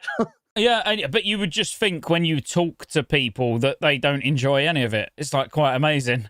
It's like you literally they always have something shitty to say. Yeah, but like I'm enjoying playing Season of Discovery for what it is. I'm loving playing RAF for what it is. Well, I'm enjoying playing RAF for what it is. I'm loving playing the Cata beta at the moment. Let's be fair. But it's going to be great jumping backwards and forwards. And I've said this many times. When when Phase 3 launches on Season of Discovery, no doubt I'm going to be like hard on it for I'm going to be hard on it for like a good 2 weeks. And it'll be like... He's representing a boner. Yeah, boner. Are you not playing RAF anymore? People would be saying. And I'll be like, hang on. Go will answer for me. And then that phase passes and boom, I'm back like in full swing on RAF. Like really going between the two. But apparently you're not allowed to play more than one game. That's probably one of the reasons why I feel like I'm going to enjoy Cata more this time around than I did the first time around. Because before it was like, oh man, but the old world is gone. It's like, okay, cool. But now there is a version of the game that exists on an official Blizzard server that has the old game that I can go play if I miss the old world.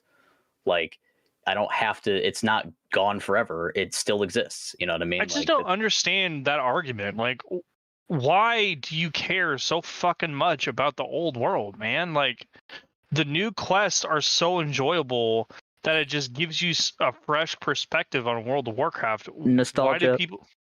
I mean, nostalgia is strong, yeah. But, I mean, is it strong enough to just completely hate one other side of nostalgia? No, not hate. No, but he didn't say hate.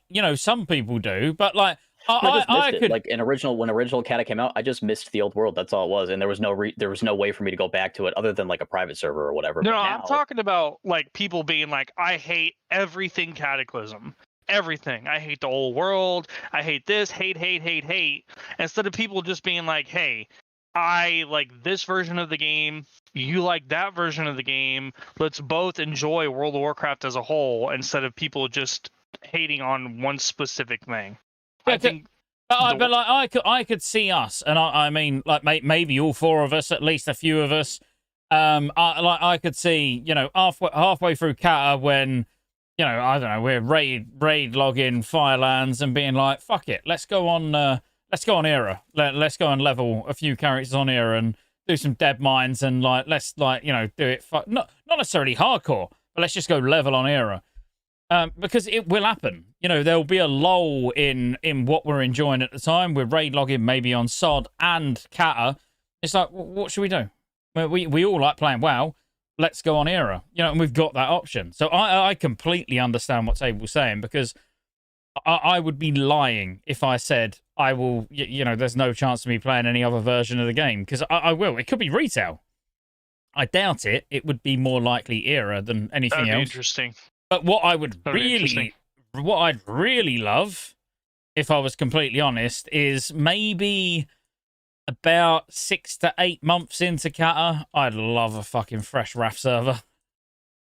I'd be all over that. Like enough time would have gone by for me where I could do Nax again. I could get to 80, do Nax again, do Alduar again. Like, I'm a bit of a sucker for RAF. I'd like to do TBC again. I'd like to go back to Kara. I'd like to go back to Kara, but I don't want to do TBC again. I'd like Kara, but just not TBC again. Yeah, I think it'll be nice. Like, we'll be spoiled for choice in not too long, so that's always a good thing. Like, to feel, even if you're still only going to play one version of the game, like to at least be able to choose which version of the game you play is going to be nice. Well, shout out Blaze and Bob, Warcraft Reloaded. If you haven't checked it out before, check it out on Spotify, all your podcast locations that you listen to stuff. Bob says, y'all better not kill Scotty before next week. Get this man a fry up, maybe some porridge or blood sausage or beans on toast. He messaged me privately and said beans on toast is Scotty's favorite. So Yeah, well, it's 5 to 6. Once we finish the podcast, I'm gonna go and Drink a can of beans. probably no. Yeah. I'm probably Chug. gonna have a pizza. I'll have a pizza and I'll dip it in Vindaloo Vindaloo. toast. I already sort of slept. Yeah. Drink a can of Let's beans. go! eat a loaf Let's of toast, and lay it on the heater. go! The thing is, when this podcast finishes, I actually just want to carry on leveling my paladin, but I know if I do that, I'm going to be dead until Tuesday. well, we got one last section. We finally made it to the end here. Wow, Okay. we did it. The last 2 hours of the episode starts now. So what changes would you like to see in Cataclysm Classic? I mean, And we there's some kind of suggestions here really We quick. talked about some of it already. Yeah, I was gonna say, we kinda separate discussed raid some of it. lockouts, 10 and 25. It's you have to choose one or the other. If you've raided on a 10-man raid 1 week, you cannot then do 25, vice versa. So should that be changed? Pre-nerf heroic content. Should there be pre-nerf versions of Yes. dungeons or raids? Challenge modes. Yeah, we definitely talked about challenge modes a lot. I think as far as separate raid lockouts go, I'm pretty sure that, I mean, obviously I don't know exactly what's on the devs' minds at the time, but having 10 and 25 share lockouts is because of the fact that they drop the same loot. Yep. So like if you could do 10 and 25 every week, you have double the chances at loot, and they didn't want that. So like the question is like, would that be bad for the game to be able to for people to have 2 chances at loot, or would it be worse for the game for people to only be able to do 10 or 25? I mean, 'Cause you're you just might going to have- clear content faster.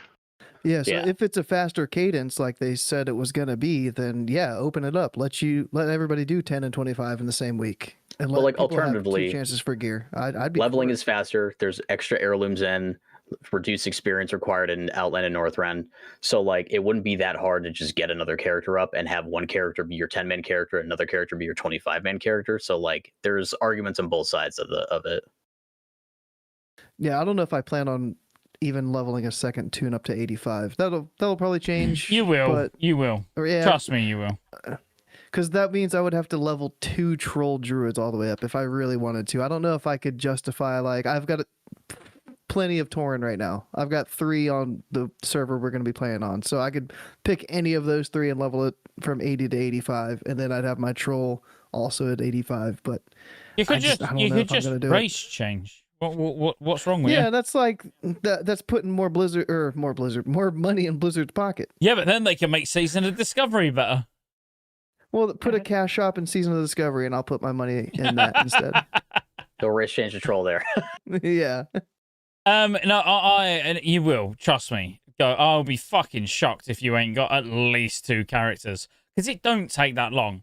Like you'll do one stream and get from 80 to 85. Like, well, maybe not the first run through, but certainly the second or third run through. Yeah, like once you you'll learn where all the quest objectives are Yeah. and stuff, it'll be quick. Yeah, you'll do 80 to 85 in one sitting. And the heirlooms stop at level 80, right? There's no heirlooms No. that get you from 80 to The 85. head and the cape go to 85. Just 2 of them? And the It's legs. just the and rat the heirlooms legs. that stop at and, 80. and the legs, sorry. You get 25% XP from heirlooms. You To just get don't from get the 80 to chest and 85. shoulders. Yeah, from 80 to 85. It's only the chest and shoulders go to 80. Head, cape, and legs go to 85. So you will. And also the ring from the fishing tournament, the ring also stops at 80. Then again, yeah, go 80 to 85 in one go. Yeah, I probably should have actually thought about what I said before I said it. I've seen him leveling his druid on the beta. I mean, It's because we keep distracting him in chat, bro. I log on for an hour a day, and I'm nearly the same level as him. I think I, mean, had like a 6-hour stream and I got like 2 levels. I mean, I was blame myself because I'll pop into your chat sometimes and I'll make a joke, and then you'll be like, "Oh, I got to look up what that's from," and then 3 hours later, you're like, "Oh shit." Yeah, it's been fun though, dude. It's been taking me a long time to level, but I've been loving it. But no, I the whole lockout split, I am on the fence. Like if you want to make it quick, if Blizzard want to make it quick, then separate the lockouts. There's no two ways about it. That's what you do. Like, yeah, you can go and do 10 and 25 every week.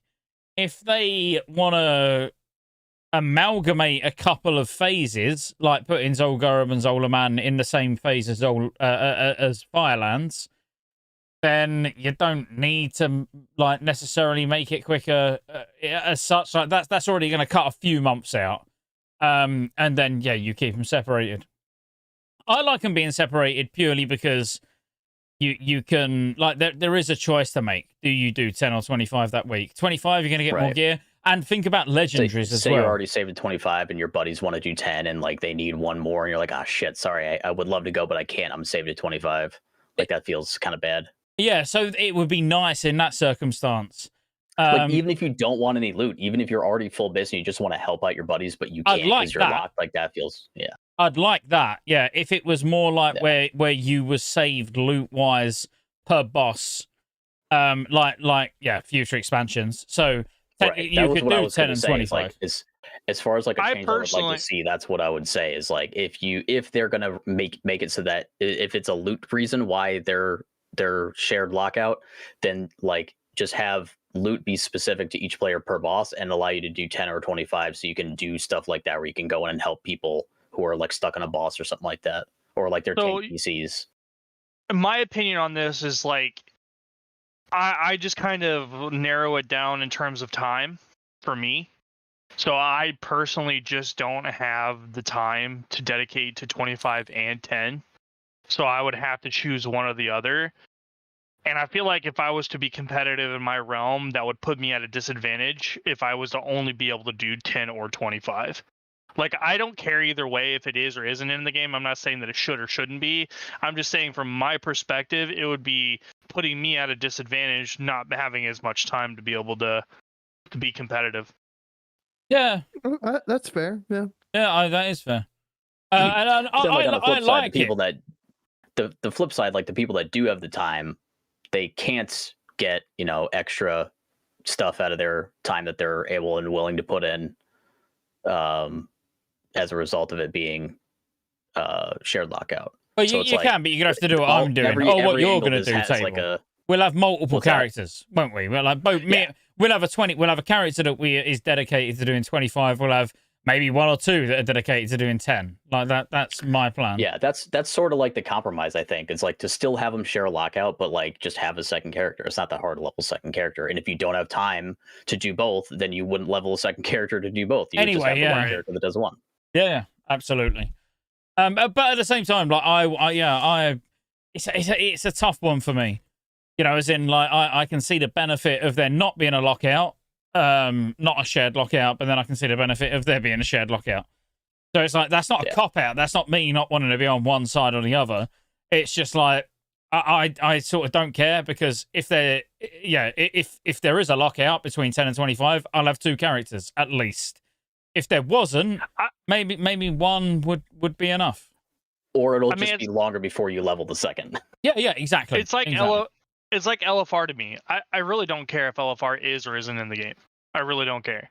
Like, if you guys want to have 10 or 25, not share the same lockout or whatever, I'm fine with that. I mean, I will just go at my own pace.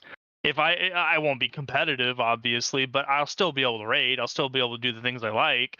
Do I really give a shit either way? No, not really. I mean, you guys do you, and I'll do what I do.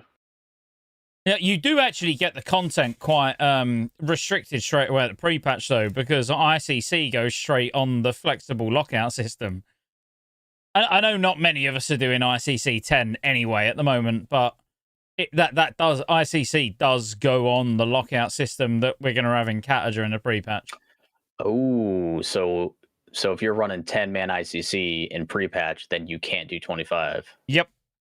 But that does matter because the loot is different. Yep. But I mean, this late, if you're doing 10-man ICC, it's not for the loot. It's for unless it's like the Death Whisper trinket or like Spyglass or whatever. But like usually, if you're doing 10-man this late into the phase, it's probably to get Bane. Yeah. Well, how is that going to affect the guilds that do splits? Like, there's still going to be guilds that do splits even all the way up until pre-patch. So, I mean, are they just screwed because of how things change? Well, you don't split with tens would be irrelevant. I mean, I'm sure that. I mean, you're right. I mean, you don't do splits competitively, but I meant more of like from a casual perspective. Like, there are going to be people that still do tens, but they also still do 25s as well.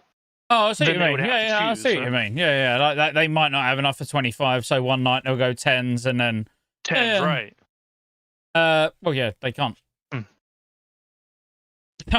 that's So, the answer. Yeah, They can't. Here's the solution for That's that. fucked. We didn't even talk about it earlier. What if there's a new Titan Rune dungeon system in the pre-patch Ew. that gives you 10-man ICC gear? Okay. I'm down with that. You know, Yeah, I'd be down with it. New talents. Just go in and blast some dungeons with the new talents. I'd be down. Mhm. Maybe that's what Scotty's just like. Maybe that's what they were talking about with a new Titan Rune dungeon in Cata. They were talking about the pre-patch. Just don't even bring a Firstly, healer. they would not waste that amount of effort in the pre-patch to add that. Secondly, regarding what I said about Cata, that would be very different to the pre-patch. So if they'd done that in the pre-patch and there was 5-mans where you could get ICC 10 gear, I'd have no issue. Okay. Because It's- because the content's done. You know, the content's done. We're at the end of the cycle. Like, it wouldn't matter to me. So, like, if you're trying to get a rise out of me, that's not going to happen. No, I thought that it was actually like a decent idea. I Yeah, think if it's a they decent did do idea. that. I think Yeah, it's a decent yeah. idea. Yeah, let everyone who's coming back ready for Cata, like people who actually, because believe it or not, guys, there are people out there that are coming back to play the game for Cata. Like, you know, that played Cata back in the day and they're coming back for Cata specifically and haven't played Wrath before. So yeah, I think that's a great idea, actually.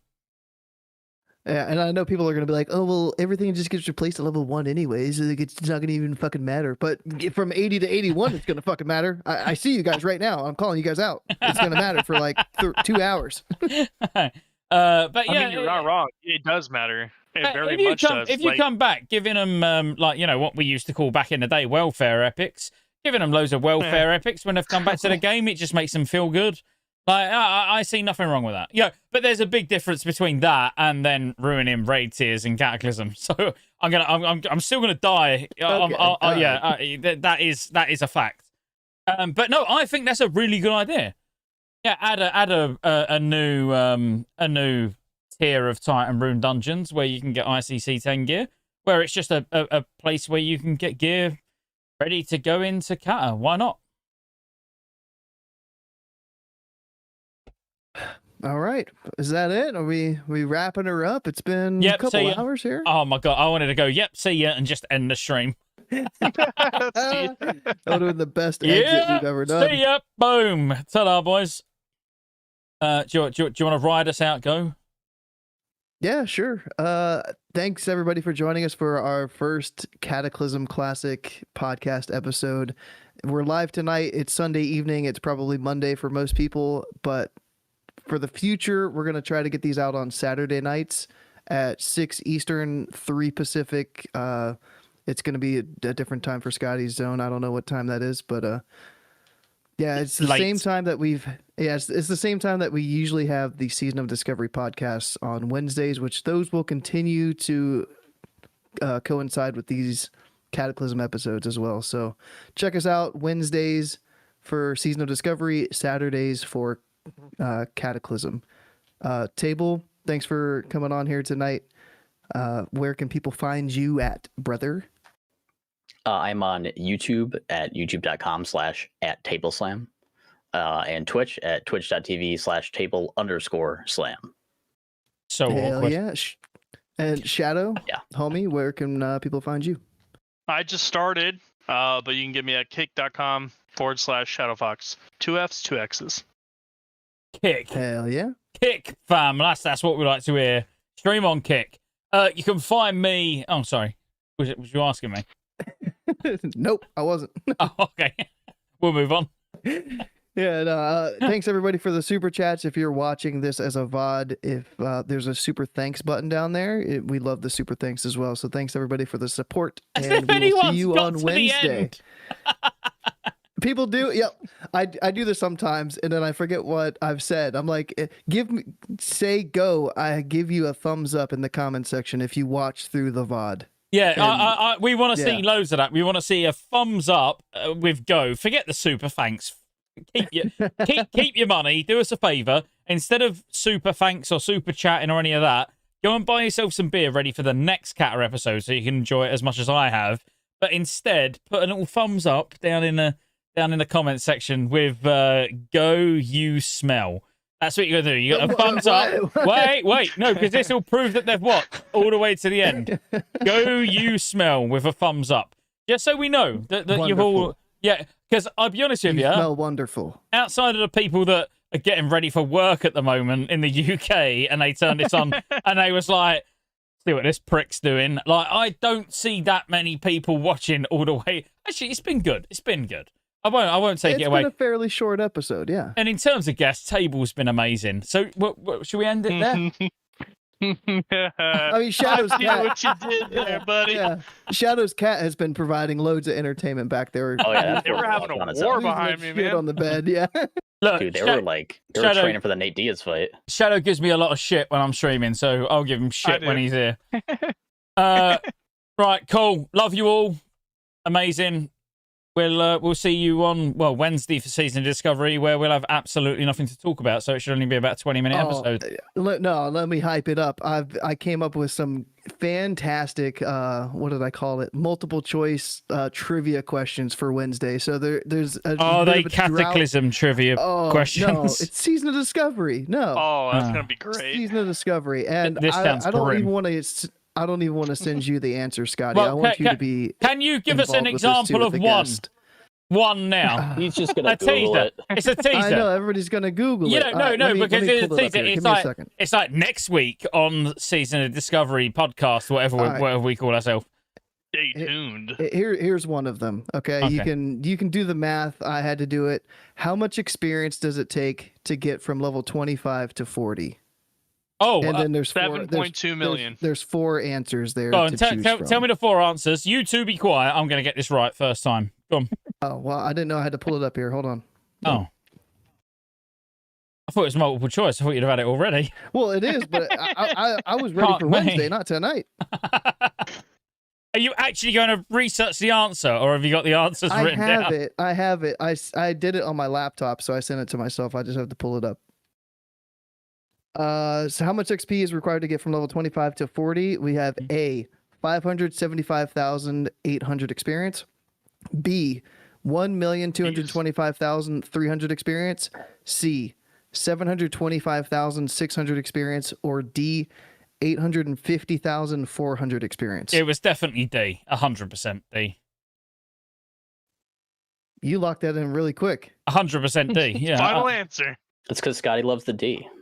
Does it show you on like Rested XP or something? Like, how did you figure that out so fast? I just know. You said it, and I was as you was talking, I was adding up every level's fucking question. God damn it! I was adding up every level's worth of XP from 25 to 40 while you were talking. Now. Oh my gosh! So basically, what you're saying is your multiple choice quiz that you've got for Season of Discovery is shit. Well, God damn it! I'm gonna have somebody proofread the rest of the 9 questions I have. That was number 10 too. That was the final one. I was building up to that one. I spoiled the best one. I think he died. God damn it, dude. Oh. Right, well, good game anyway. Should we leave it there? I feel like that's exactly where I want to end the podcast. We have a guest that has never been on before. I just want to point that out there too. So a brand new face to Cubicle Chat. So hype. Right, cool. Right, we're going. That's all I've got. It's not Zach, is it? Everyone do a weird wave because I'm gonna end it now. Problem is I'm right-handed, so I'm gonna have to end it while we're doing a weird wave. Bye guys, love you all. That is a weird